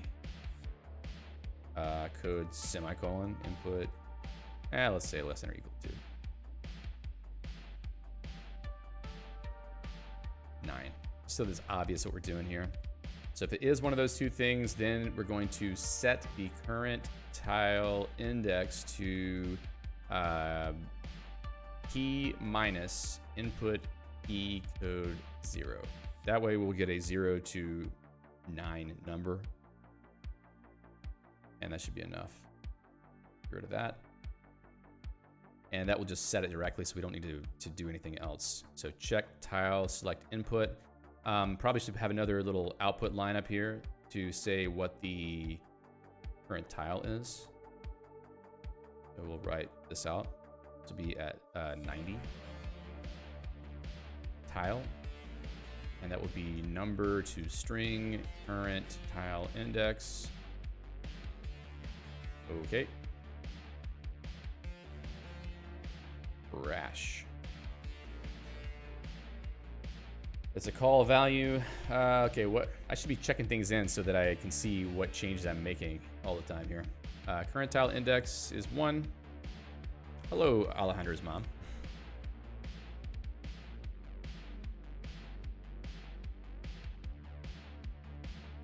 My mom has never seen one of my streams, but your mom has, so that's cool. Let's see, start.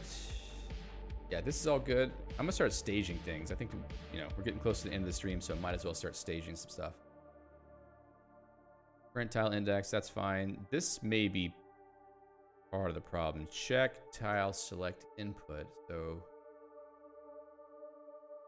check tile select input. That's what it's called. Let's see if running it, okay.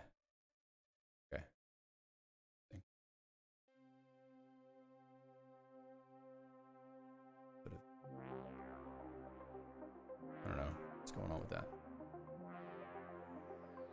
All right. Maybe we are in that function. Must be something I'm doing wrong in this. So let's start digging into it for a second and see what we did.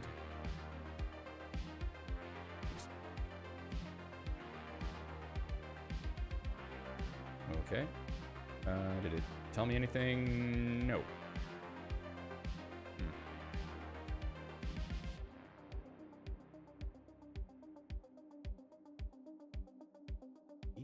Put event and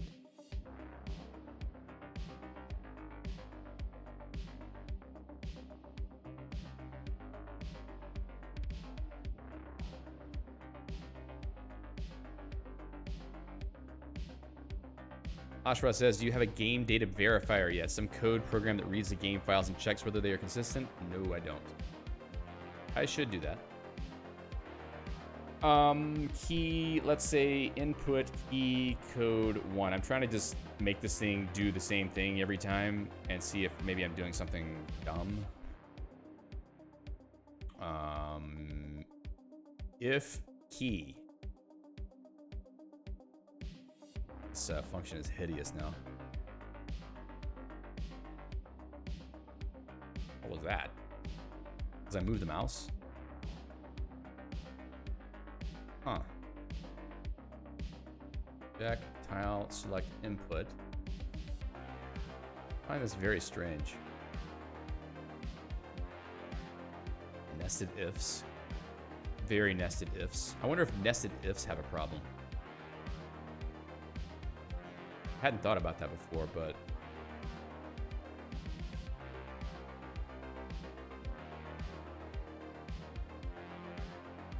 what if I break this out into its own thing? It's gonna annoy me a lot if this ends up being a problem. Okay, so let's put this back.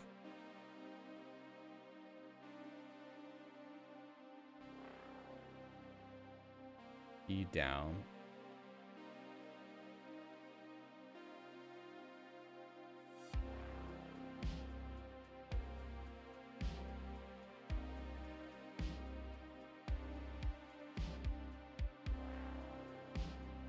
Okay, so that's the and. All right, so that's all the stuff in the and then inside the body. Where is the end of this thing? Okay, handle player input. If not editing, handle player input.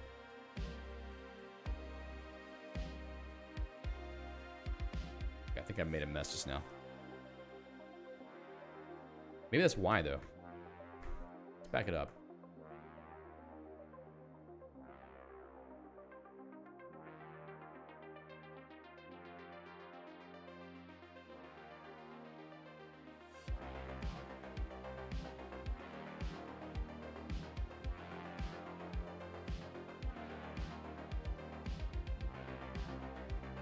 Okay, something's null.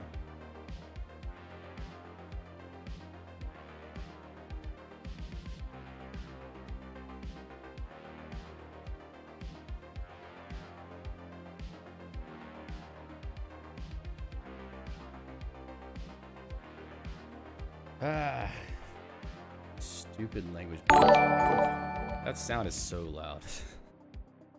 I don't know if it scared you as much as it scared me just now. I wonder if I can turn that volume down on that device. Probably not.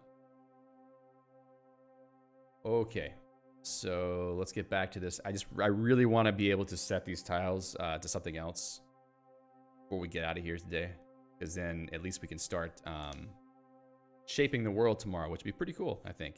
Maybe do a little bit of pixel art too, very slowly and painfully with a track point.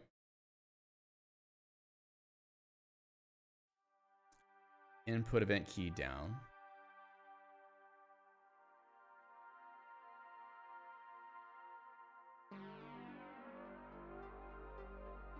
I would need to see what the code looks like here to know what might be going wrong. I should probably add that as an item.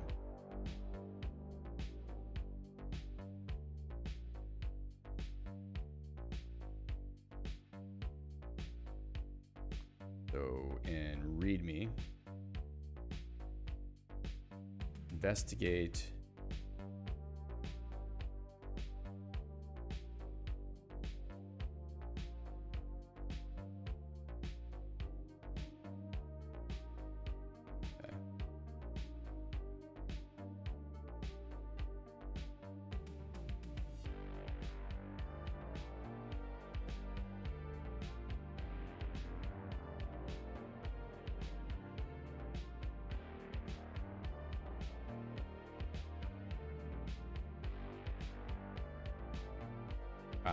well, maybe I should break these out like I was thinking. This is kind of lame. If equal state running, is that right? Running? Yeah, no, yes. And then I'll put this outside of the previous if, so we just have ifs that are at the top level. Not the best, but you know, that's what we have. So that's fine.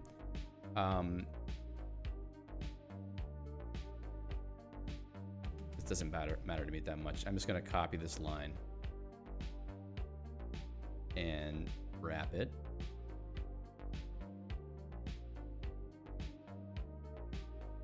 Put this here.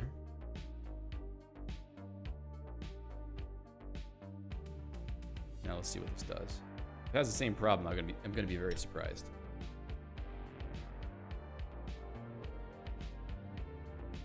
Very surprised. Maybe I need to change how this is working. So if equal state, yeah, say and here, put that around, delete this, and then wrap these clauses as well. And now we have the save screen. Oh, what just happened?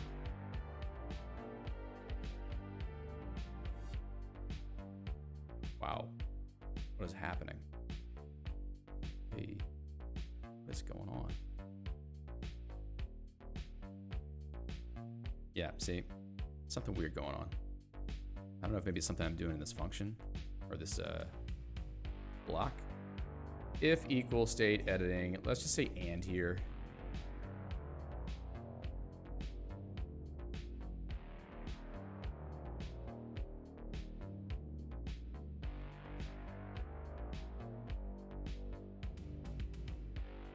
Table find entry. What the hell? I wonder if multi-branch ands are having issues right now.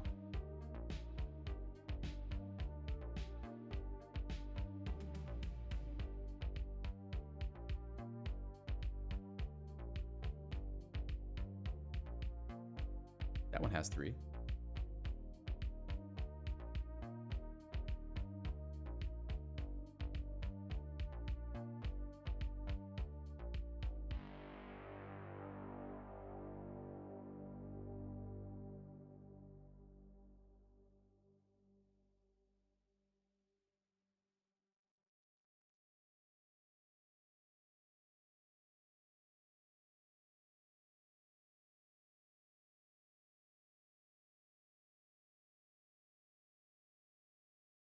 Nested ands.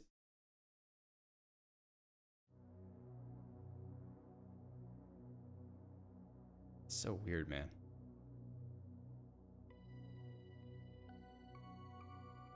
Yeah, this address is not cool. Or maybe that's fine. Hard to tell. Let's take some stuff out of that and see what happens. What does that have to do with anything? Input event modifier control. What about that? No. Take that out. Very weird.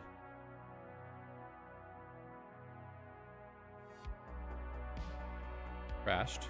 Okay.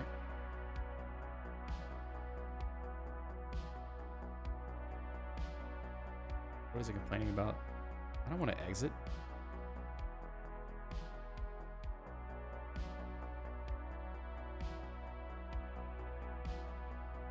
Maybe. Man, why is it crashing? If I take this whole thing out. Okay. Anyway, I just want to see that. Oh. Where is that function? I'm gonna put the behavior back in. All right, let's do this. Delete those 2 lines. Put this back in. Delete this line that says key. Go to edit mode. Interesting. Why is it not working? Check. I'll select input. Oh, this is wrong. Wonder what kind of problems that could cause. Tab. All right, there. 3, 2, 1. You can see it right up here in the top left corner that the tile number is changing, even 0. So let's see if I can paint with 0. There we go. See? Now I can make a little hole to fall into here. So if I were to go back into play mode, I could just jump. Oh, but it doesn't go anywhere. So we could have a portal here where you could jump down to the floor below. I haven't saved that though, so it doesn't actually have anything. And if I press 0 and then, make a little bit of a pathway down, I can always press 1 to start adding things back if I wanted to. So not so bad. So we have some options here. I mean, it's starting to look more like a game now that you can start adding things around. In fact, I might just leave that there for now, and I can't save it though because I turned off the key binding. Come on, let me see if this is gonna work. This has gotta work, dude. I mean, it just doesn't make any sense if this doesn't work.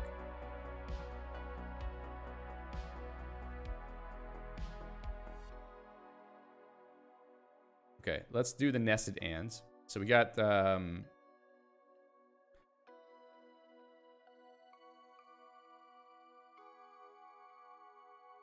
let's see if that does anything. I don't know if it's gonna help. Yeah, it doesn't do anything. Just more crashy, which makes no sense.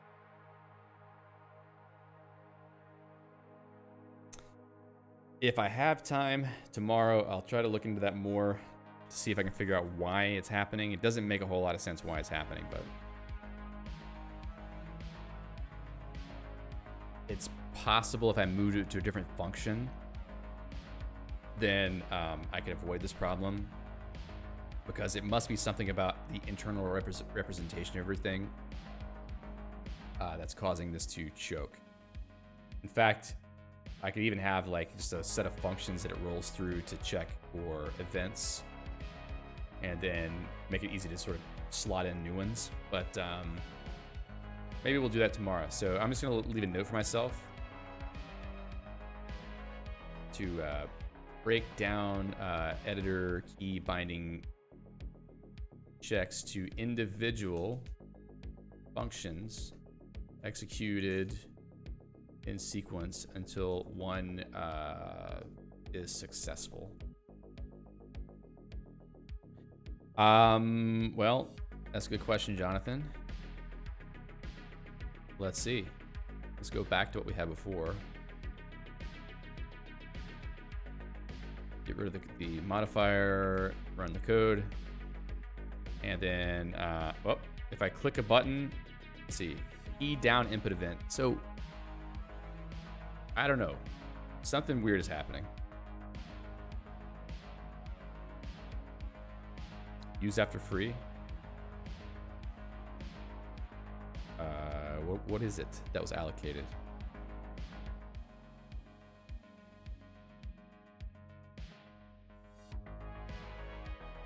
Chunk memory. Very weird. Something very, very strange is happening here. Anyway, like I said, we'll get back to that tomorrow and figure out a way to fix it.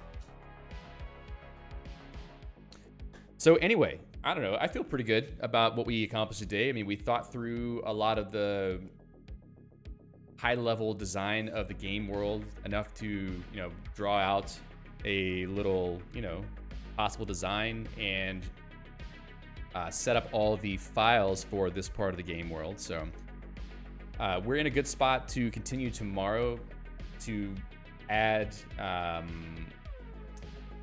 motion between, I guess the top and bottom of a screen, so you can go up and down as well. And then, just drawing out some of these levels or these screens so that we can start to feel like we're navigating through a world. And then maybe if we have time, which we probably should have time after that, we can start doing some very, very basic tile graphics. It's going to be really crappy looking, but that's okay. I mean, I'm not going for like the best looking game art in the world. I'm just trying to make a game. So gotta start somewhere. I'm tired of having just plain colored squares in my games. I gotta have some basic level of art. So tomorrow we'll be back again at 11 a.m. UTC. That's 1 p.m. my time in Eastern European. What is it? It's not summertime anymore. It's just Eastern European time. I'm in Greece, so not sure what time that is in Pacific or Eastern in the United States. But anyway, you'll figure it out. UTC, just go look it up. You'll figure out what time it is. 11 a.m. UTC tomorrow. And we'll get back to it. So thank you all who were here today. There was quite a few of you who are sticking around for a while, so thank you. I appreciate you being here with me through this. And we'll see you back here tomorrow. Until then, keep it creative. We'll see you.